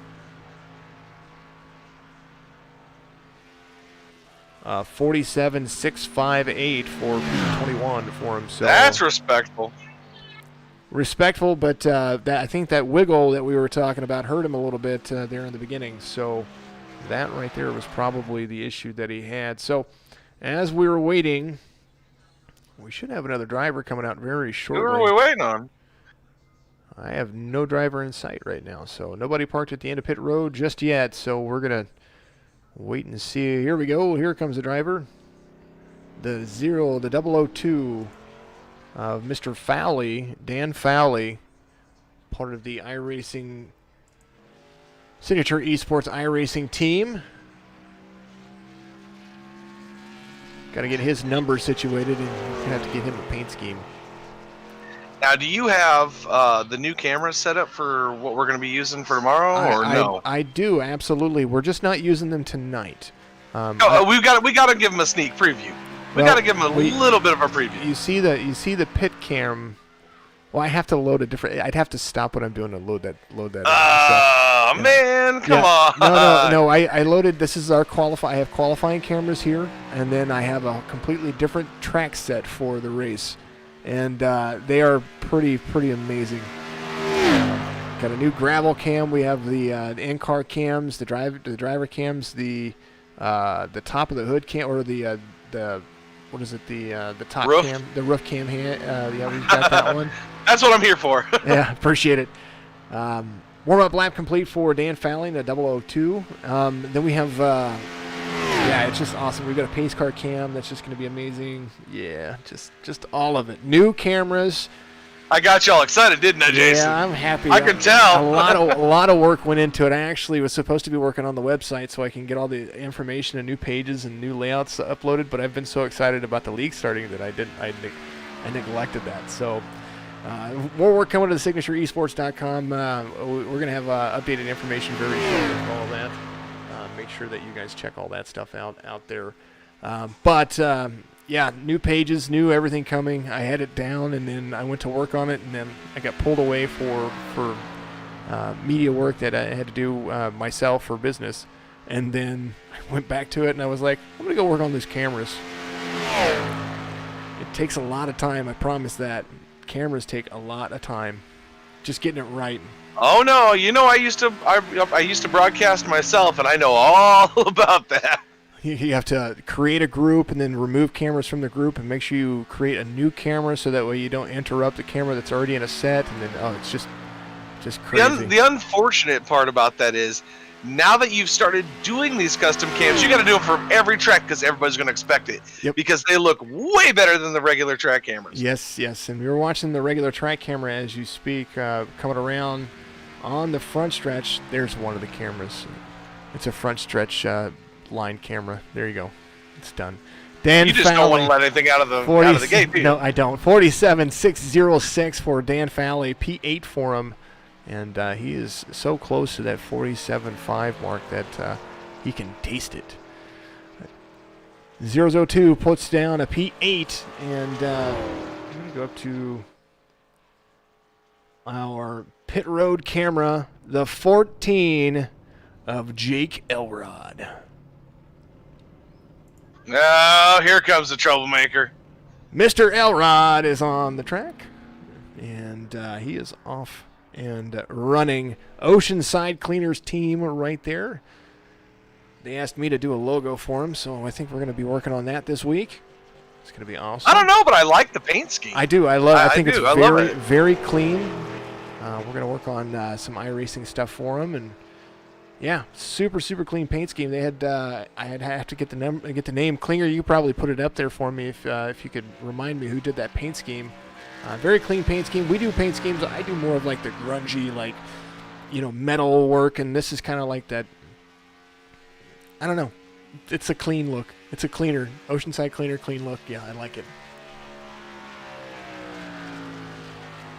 Mr. Yost, I was trying to reply to you. I said if you can qualify, that'd be great. If not, we're probably going to have a session up for those. There's just a handful of drivers that couldn't make qualifying, so that should change things up. Oh, Lawson, I'm not actually in the Barstool League, but I thought it was funny. Very cool. 05 instead. Matt Sherry will change some stuff around for you. I do appreciate you. Barstool Motorsports putting their paint schemes out there on trading paints. That can be dangerous for some people.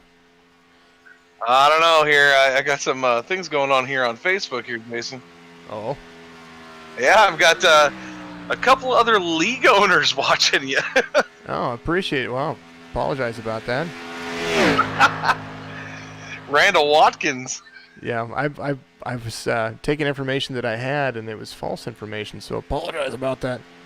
Barstool Motorsports, always great. I do watch their stuff. That's how I knew how to get iRacing and get better at broadcasting iRacing, is because I was watching some of their streams. So I do appreciate them. 47997 for Jake Elrod on his first lap.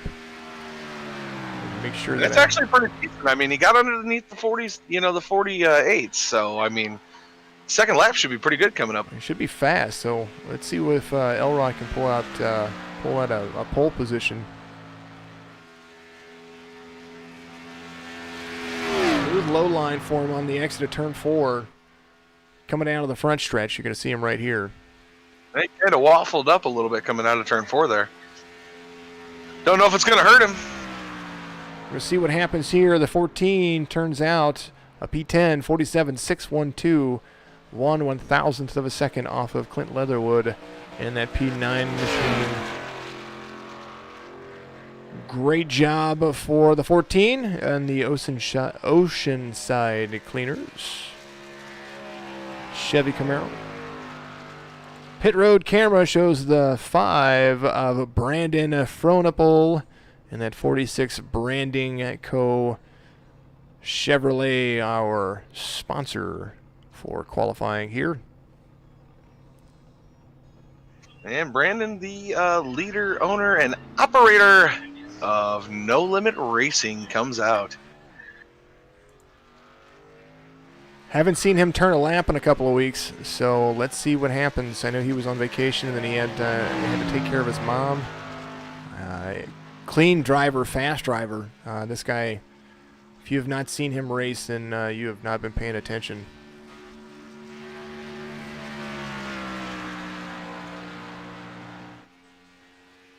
Brandon Frohnapple out on track, completing his hot lap. Well, I appreciate all the league owners and people out there watching on your channel. I do appreciate that. Thank you for all the feeds. That's amazing. I try to make sure my information is correct, but you can only believe what people say so long. So, but still really cool. Thank you, Lawson, for straightening that up for me. I do appreciate it. Doesn't run Barstool. I thought when we spoke before that you said you ran Barstool and you're under the Barstool scheme. So very cool. Big support for that group. Big group out there. Another big group coming up is us, Signature Esports. We're becoming one of the fastest growing entertainment platforms for esports broadcasting. So that's why we started a Cup Series. That's why we have a Wheel-In Series coming up. We have a Dirt Street Stock Series that the Real Racing Online is going to be joining us for. And then we have the Saturday Night Fever Truck Series that's going to join our group. We broadcast for them already, but they're going to come over and join us starting in September. Isaac Mock P2, the 95. That is who is in P2. Brandon Frohnapple turning out his first lap, warm-up lap at a 48.168.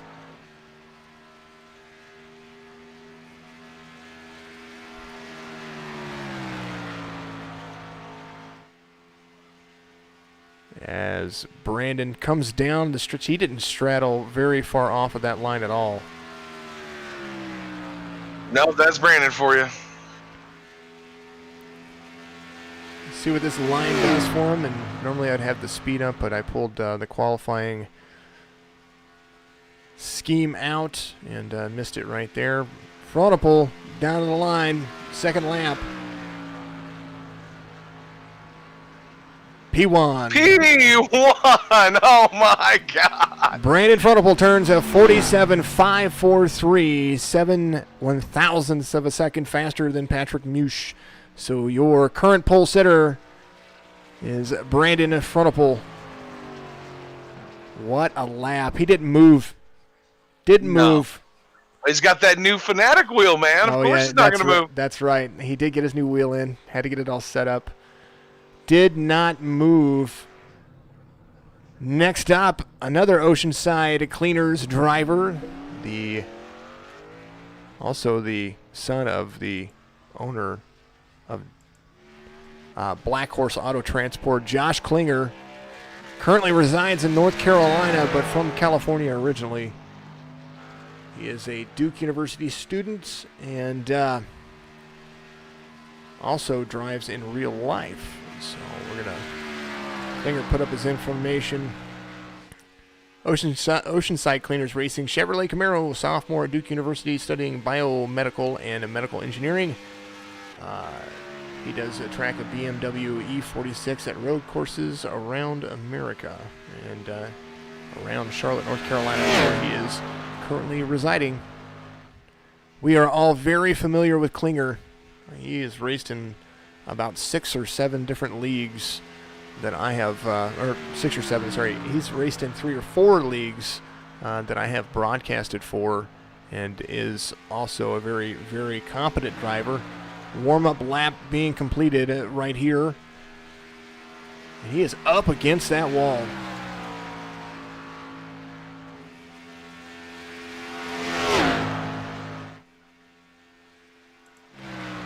Yeah, Klinger's a good guy. We race with him late at night, and he's in the No Limit Racing series with us. And good guy to have around.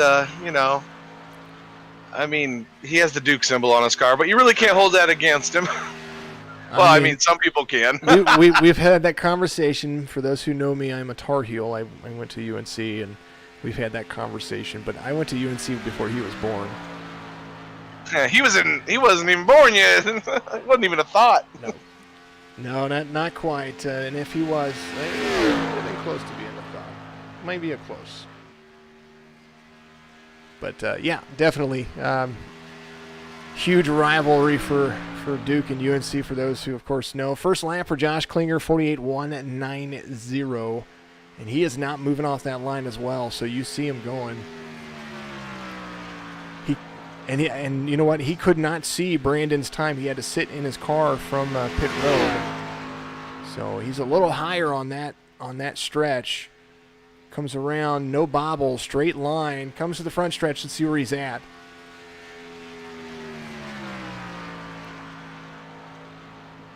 Josh Klinger, 47.643. Not the qualifying line that I thought he was running, but P22 for him. This 600s, I tell you what, that 47.6 series is definitely a little tougher to try to hit.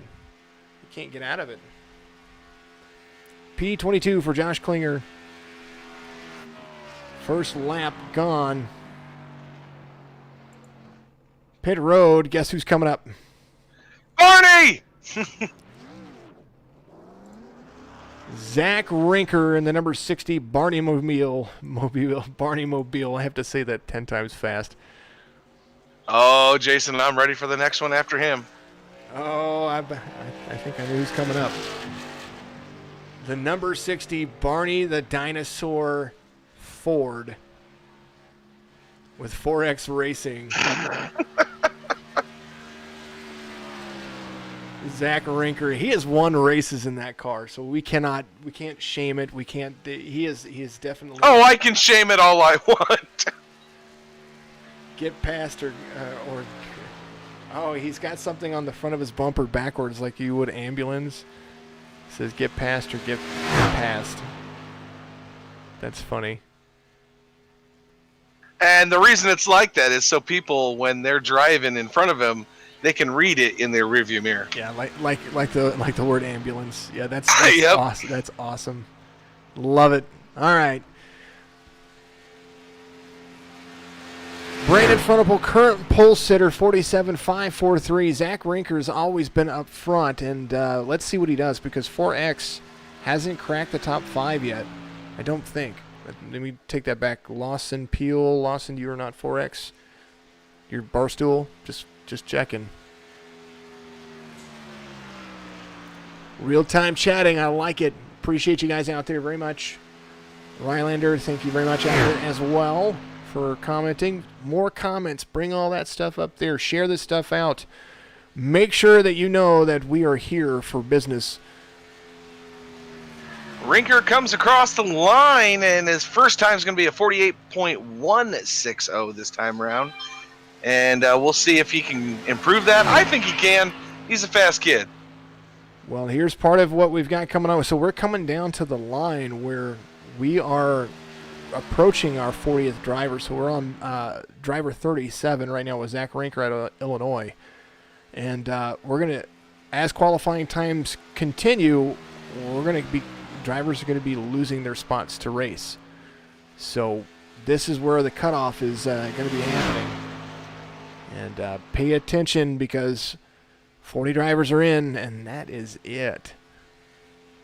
Sorry, 41 drivers. 41 drivers. I just need 2 spots. 41 drivers are in. Nope, I take that back 40 because we have to have a third race control. Never mind. Oh, look out. Look who took over P5. Zach Rinker, the party car. There he goes. There he goes. Barney is up there right behind Shane Wyatt Racing. Weren't they on the same team at one point and then they moved or something? I can't remember. I don't remember the Discord drama. Okay, Brandon Frontal out front, then 3 drivers from 4X, and then Zach Rinker right there.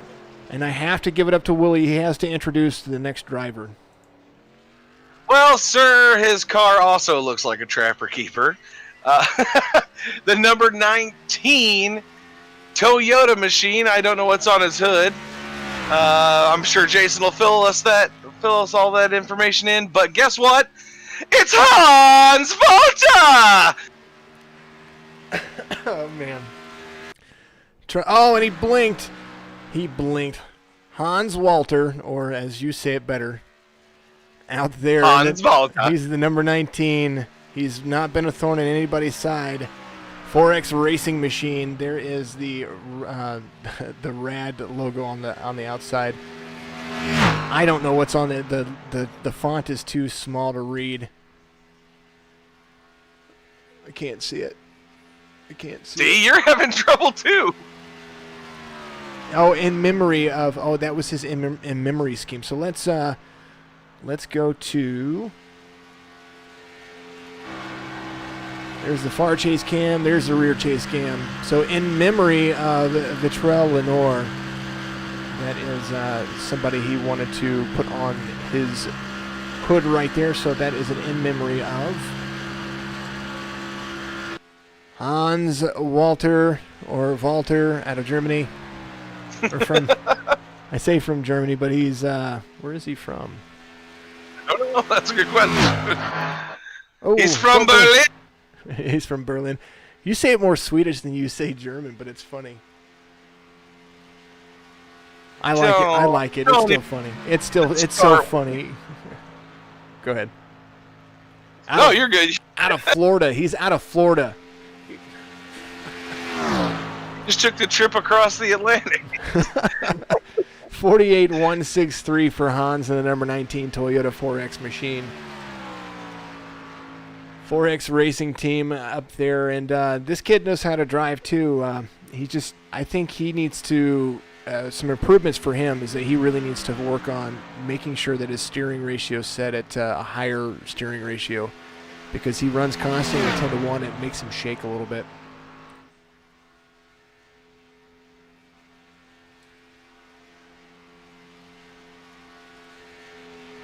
Hans comes across the line, lap 2 complete. Pulls out a P7, 47.585. Fast driver. Just likes to push. Definitely pushes. All right. As 38 drivers have come across the board, we're going to start getting down to the wire where we are going to be 6 left. 6 drivers left, so we're going to have at least 4 drivers that will not have the opportunity to race in the Clash at Daytona, but an opportunity to definitely race in future races. I just want to make sure that people know that. Just like any other, they're not out for the season. Yep, they're definitely not out for the season. And just like regular racetracks, there's so many drivers out there. As Pit Road is accomplished the 6th of Garrett Williams, another rookie driver out there in a Ford. This guy's a lot of fun to race with too. He's part of 4X Racing as well. Trapper Keeper number 3. Yep. 4, I think. They all blink. Oh, I don't know. All of them. Are they like in the same house? Are they in the basement? Oh no, I think Garrett's out of the Carolina area, I believe. A lot of storms on that side of the map or what? Possibly. I don't know. Right here in the Midwest, we look fun and great. Garrett Williams out of Atlanta, Georgia. So they are in the same area. 4X Racing. They call him, his name's Grantley, but they call him Grant Williams, number 6 in memory of Vivette. I can't even remember it now, and I don't want to mispronounce it. Vivette Lenore, I think is what it is. Yes. I got it. Oh, little. In the quite a bit on that first warm-up lap, and now on his first lap. Wonder if his connection's giving him that much fit. It's probably dropping out quite a bit right in front of his face. Well, if it is, he needs to really get down to that lone line. But I don't think it's all his connection, because he's definitely waffling back and forth between that top hash line and the. We do see that. All right, so let's do this. I've got somebody to bring in to join us as lap 1's complete for Grantley. No time for him because he did hit the wall, and that is the way those things go. Where are you at, buddy? There you are. From somebody else's perspective, the current car sitting in P24 for qualifying, Josh Klinger, the number 18, is with us. Hey, Jason, how's it going? Oh, not so bad, actually. I've got Mr. Michael Woolley with us, and we are continuing this live qualifying session for our Clash of Daytona. So tell us how it drove, because it seems like it drove just a little bit slower than what we've seen in the past. Yeah, to be honest, it's kind of interesting to see like the different times as people have gone out over the session. Of course, I've never participated in something like this where you've got drivers all single qualifying in a big session. But I thought I had a pretty good chance going after number 5 car, who's current pole leader. But apparently not that way. I knew coming out of 2 that when I hit 185 in the middle of 2, it wasn't going to be a good lap. Certainly didn't expect to be down that low, though. Well, P24 still secures you an opportunity to race, so that's still an opportunity for everybody to be a part of it. The 008 coming out, Jack Webb, as Grantley Williams puts down a... where was that at? Grantley was he's in P38 currently with a 47.854. And I think a lot of those drivers are having a few issues out there because he was blinking just a little bit as well. Jack Webb. I know it's not me. Are you seeing it out there? Oh, I'm definitely seeing it. I'm still in the session, and yeah, there's a couple. Yeah, all the Trapper Keeper cars blink. Their future's just so bright like their cars that it just iRacing can't handle it. I understand. 008 Jack Webb. Jack Webb joined the league not too long ago.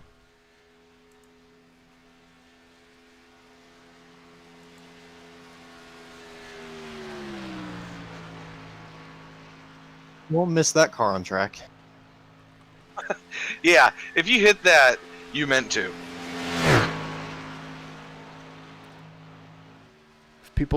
So we're getting questions by our iRacing race control. If people weren't here when it was their time to qualify, do you want them to go ahead and go at the end? Absolutely. I want everybody to have the opportunity to continue to go. We want to make sure that we get everybody a fair share at it.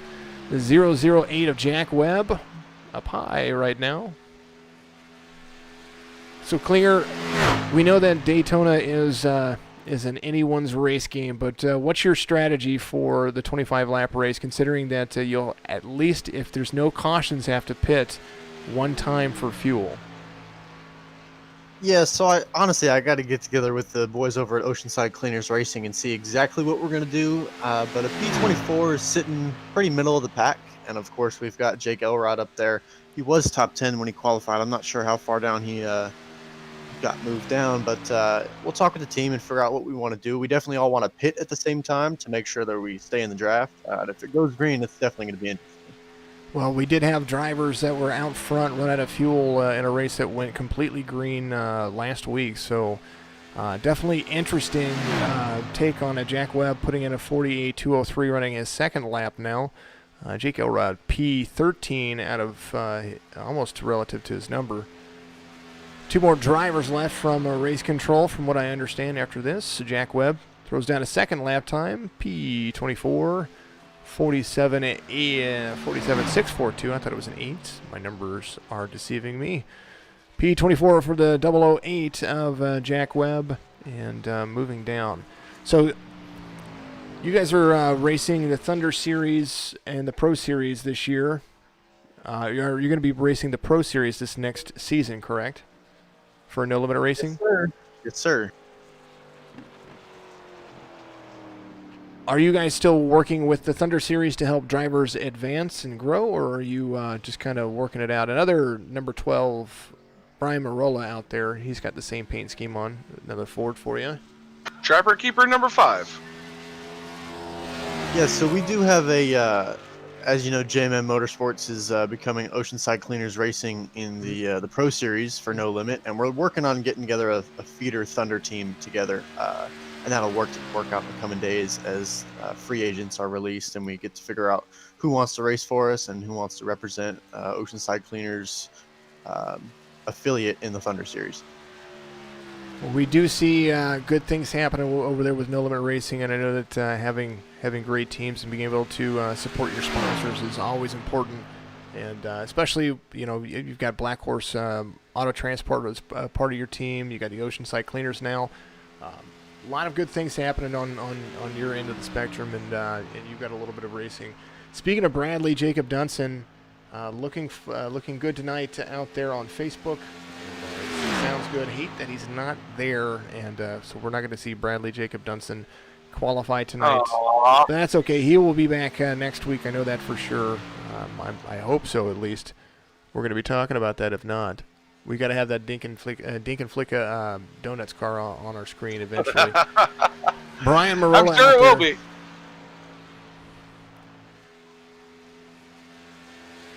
Last one, trying to get some things figured out. So we got one more coming. As Brian Marola comes around and completes a lap, if his lap time is better than 40th position, and it is, that puts That was lap 1? That was lap 1. There's no way. That puts Matt Roberts out of the race. So 40 drivers so far. We will see. If that's lap 1, then I'm Santa Claus. That looks like lap 1. That is lap 1. 47.616. Look at his line. Wow. That's blazing fast for lap 1. We will see what happens with lap 2 as he's coming around the exit of turn 4. I don't know if he can improve on that. I couldn't see how. See if he crosses. No cross of the double yellow. Good there. Wow, he did. 47.588. Brian Marola moves himself up into 8th position. Matt Roberts, we do appreciate you coming in and qualifying. We will see you next week for qualifying. On the bubble with this last racer is Grantley Williams and the number 6 machine. He already went, I thought. No, he's on the bubble. On the bubble. Oh, I got you.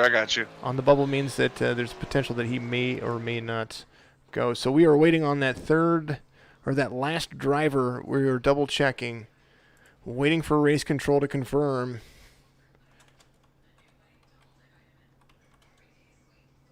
There is one more driving. Jake Elrod, he's cheating. Vitrell is Grant's grandmother who passed away. All of 4X is running the paint for Daytona race. Unfortunately, the 60 car's paint didn't load. Absolutely. Bristol is where... Hey, Bradley, you're not going to be on the Daytona race next week? We have one this week and we have one next week. You know, you can qualify for that one. Just making sure that you know. Very good. Thank you very much out there for letting us know. I definitely did not know that, and I appreciate that. I have a couple questions here. I mean, we got Brian Warner, Scott Black, Logan Slavosky, and Colin Zimmer. I don't know if any of these guys are still in the room, which it doesn't. I don't know. Colin Zimmer's sitting in the room. Let's see if that's going to happen. I know that Colin was having wheel issues. He said he was going to try to do it. That might be one of the guys that we're waiting on. But as it stands, your current pole sitter, Brandon Fronopole, is going to be the guy. I'll tell you what, just- Mr. Woolley, as drivers, we're going to need to change our strategy running Daytona if Brian just pulled out a top 10 qualifying like that. Well, Bradley Jacob Dunson just I'm not too worried about it. just replied that he's not going to be available for the next 2 weeks. He's going to be right there on for Bristol though. So he's going to race Bristol with us, which is absolutely fantastic. I love that track when it comes to watching you guys race it. Yeah, as long as we don't have a lot of cautions, it should be real fun. Bristol is definitely my favorite short track, and it's probably one of my favorite tracks. I know that when it comes to, okay, so Colin Zemer is the last one to qualify, and we are about to be,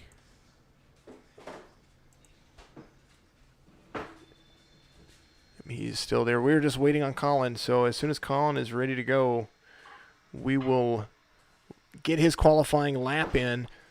So far, I do have the opportunity to bring in our pole sitter right now. I'm going to see if he's available. Let's do this. Let's move him. I hate that I have to move everybody around like that. Into the broadcast booth, your current pole sitter, Brandon Fronopole. Buddy, you turned a lap where you didn't move. How's your new steering wheel working out? No, it works out great. So Obviously. turned out one of the fastest laps of the day by 7/1000th of a second over Patrick Mush. Yeah, I mean, this is my first time on the sim since I took a break last week, so it kind of shocked me. Cherry told me that if I didn't go out there and park it on the pole and bring it back to the trailer, he was gonna, meet me there. So He was going to drop kick you and headbutt you and do all kinds of stuff, right? yeah, it shocked me though. I mean, I'm not the fastest at Daytona. I really suck at qualifying at super speedways. So to put it on the pole, or hopefully put it on the pole, depending on how many more I still have to qualify, it'd be pretty cool. Well, so far we've only got one more car to qualify for the evening. I've got a small session that I have to put up tomorrow, and I will do that very early on, and we'll release the standings. But currently, you are the current pole sitter, and you did it in true no limit fashion.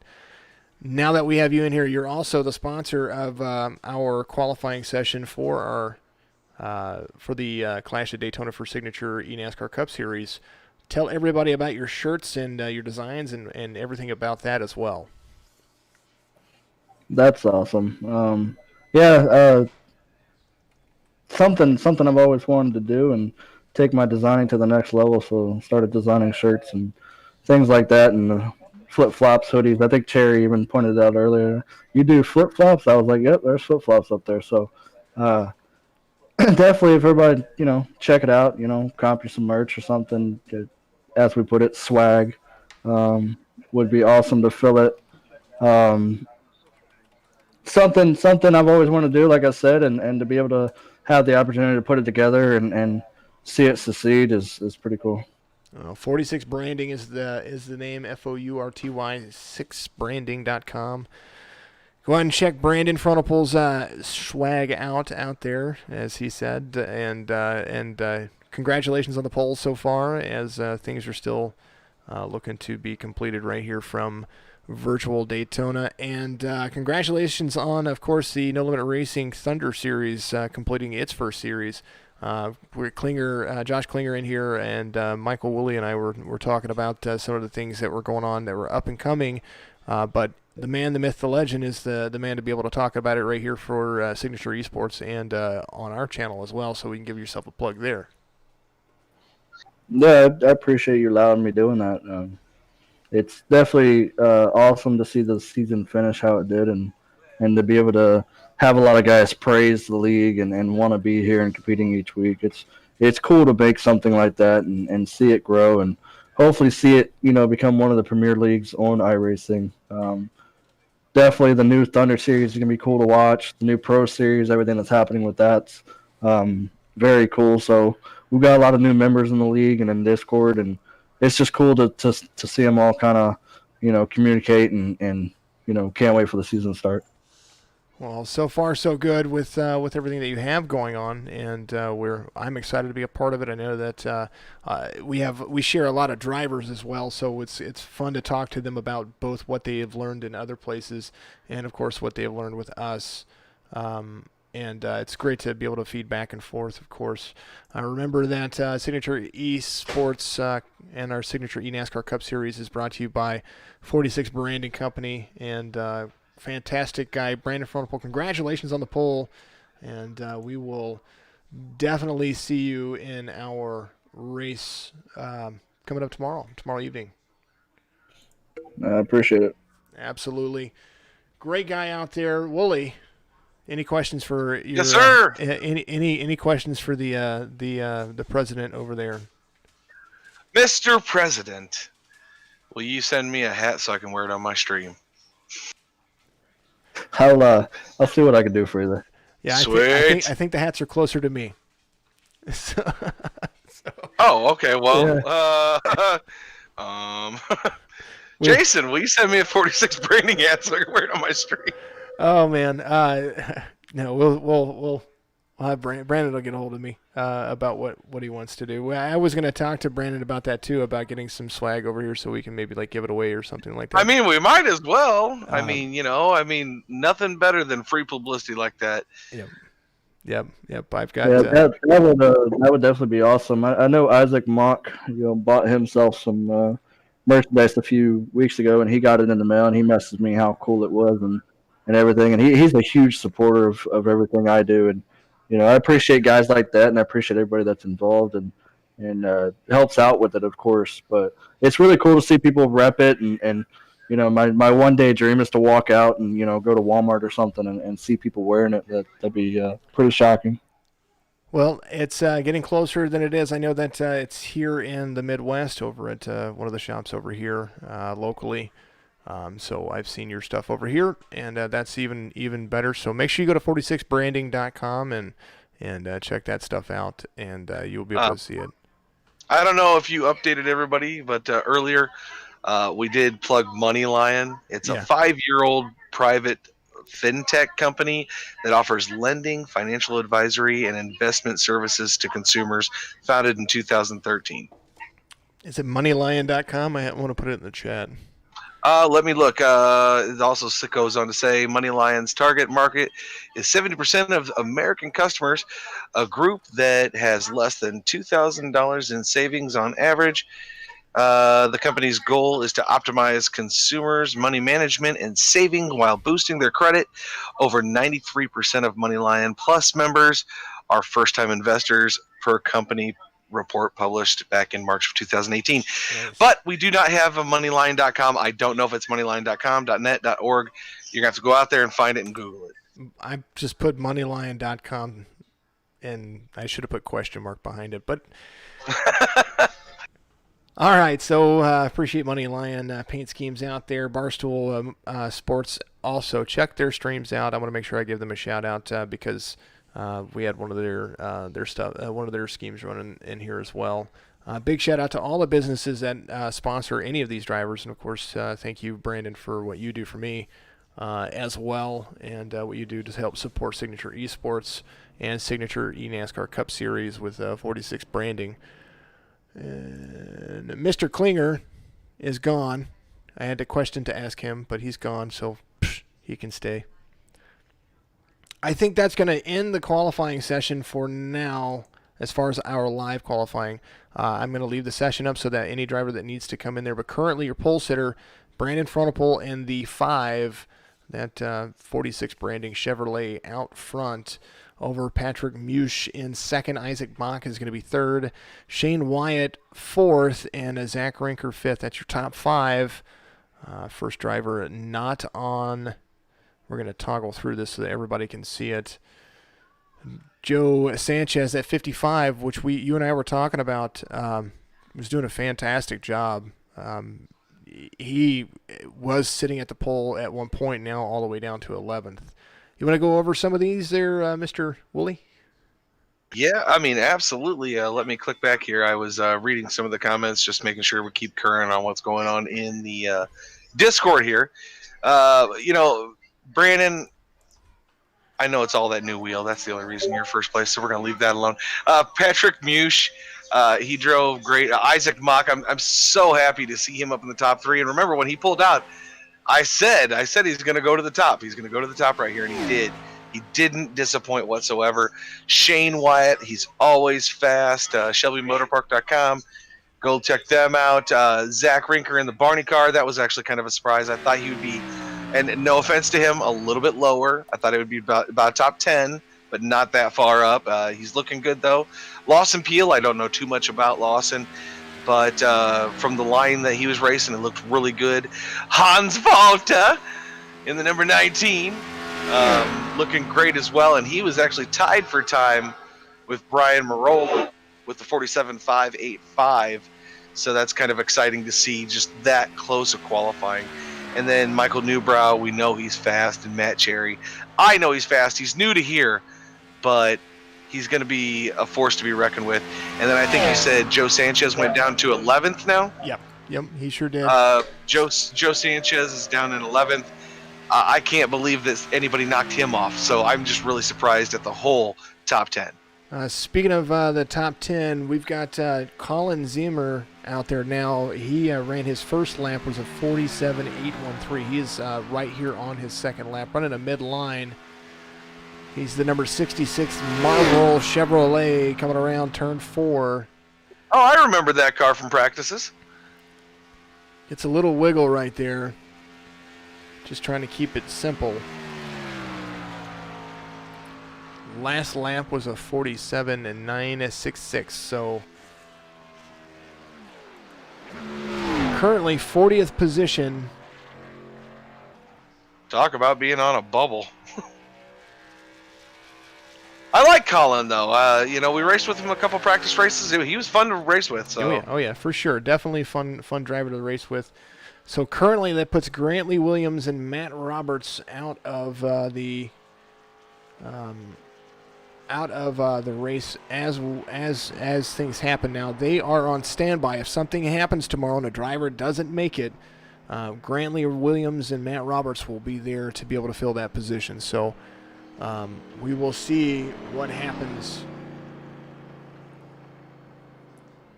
It's 40 spots because I have to have 2 race controllers and a broadcaster. So that's the reason why we have to have 40. We can only have 40 drivers in. I can only have 43 spots, but we have to take up some spots for broadcasting and for race control to make sure things go well. So congratulations to Colin Zimmer. He's going to be the last driver to qualify tonight on our live broadcast. He makes it into a 40th place spot, and we will see how things go from here.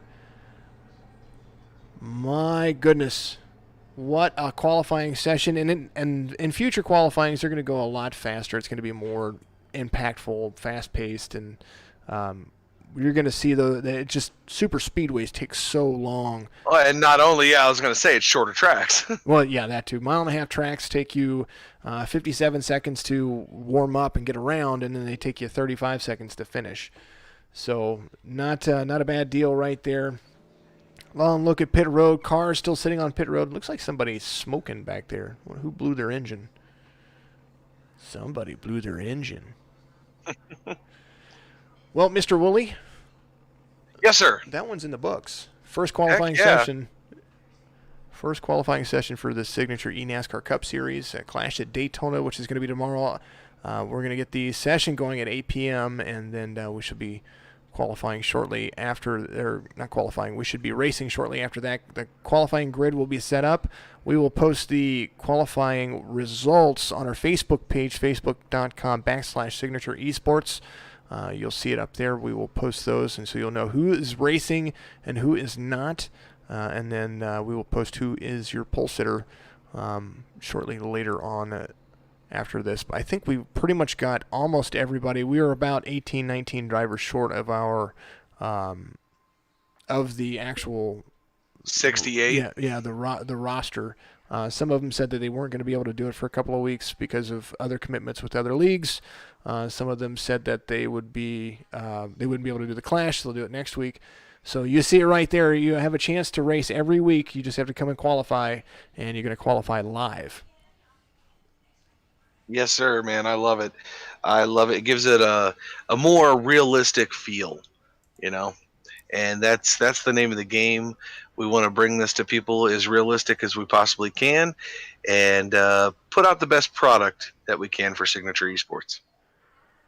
Oh, it's been fun. It's been real. And that's your top 10 right there. We're going to move on. Joe Sanchez, 11th, all the way down to Mario Miranda, the number 99. All of these here in that middle pack from 11th to 20th, all classic great drivers. Ken MacArthur's in there, the 19 of Jackson Wellman, the 019 of Jackson Wellman. Matt Lovett back there in 20th. All drivers that you can see coming up front.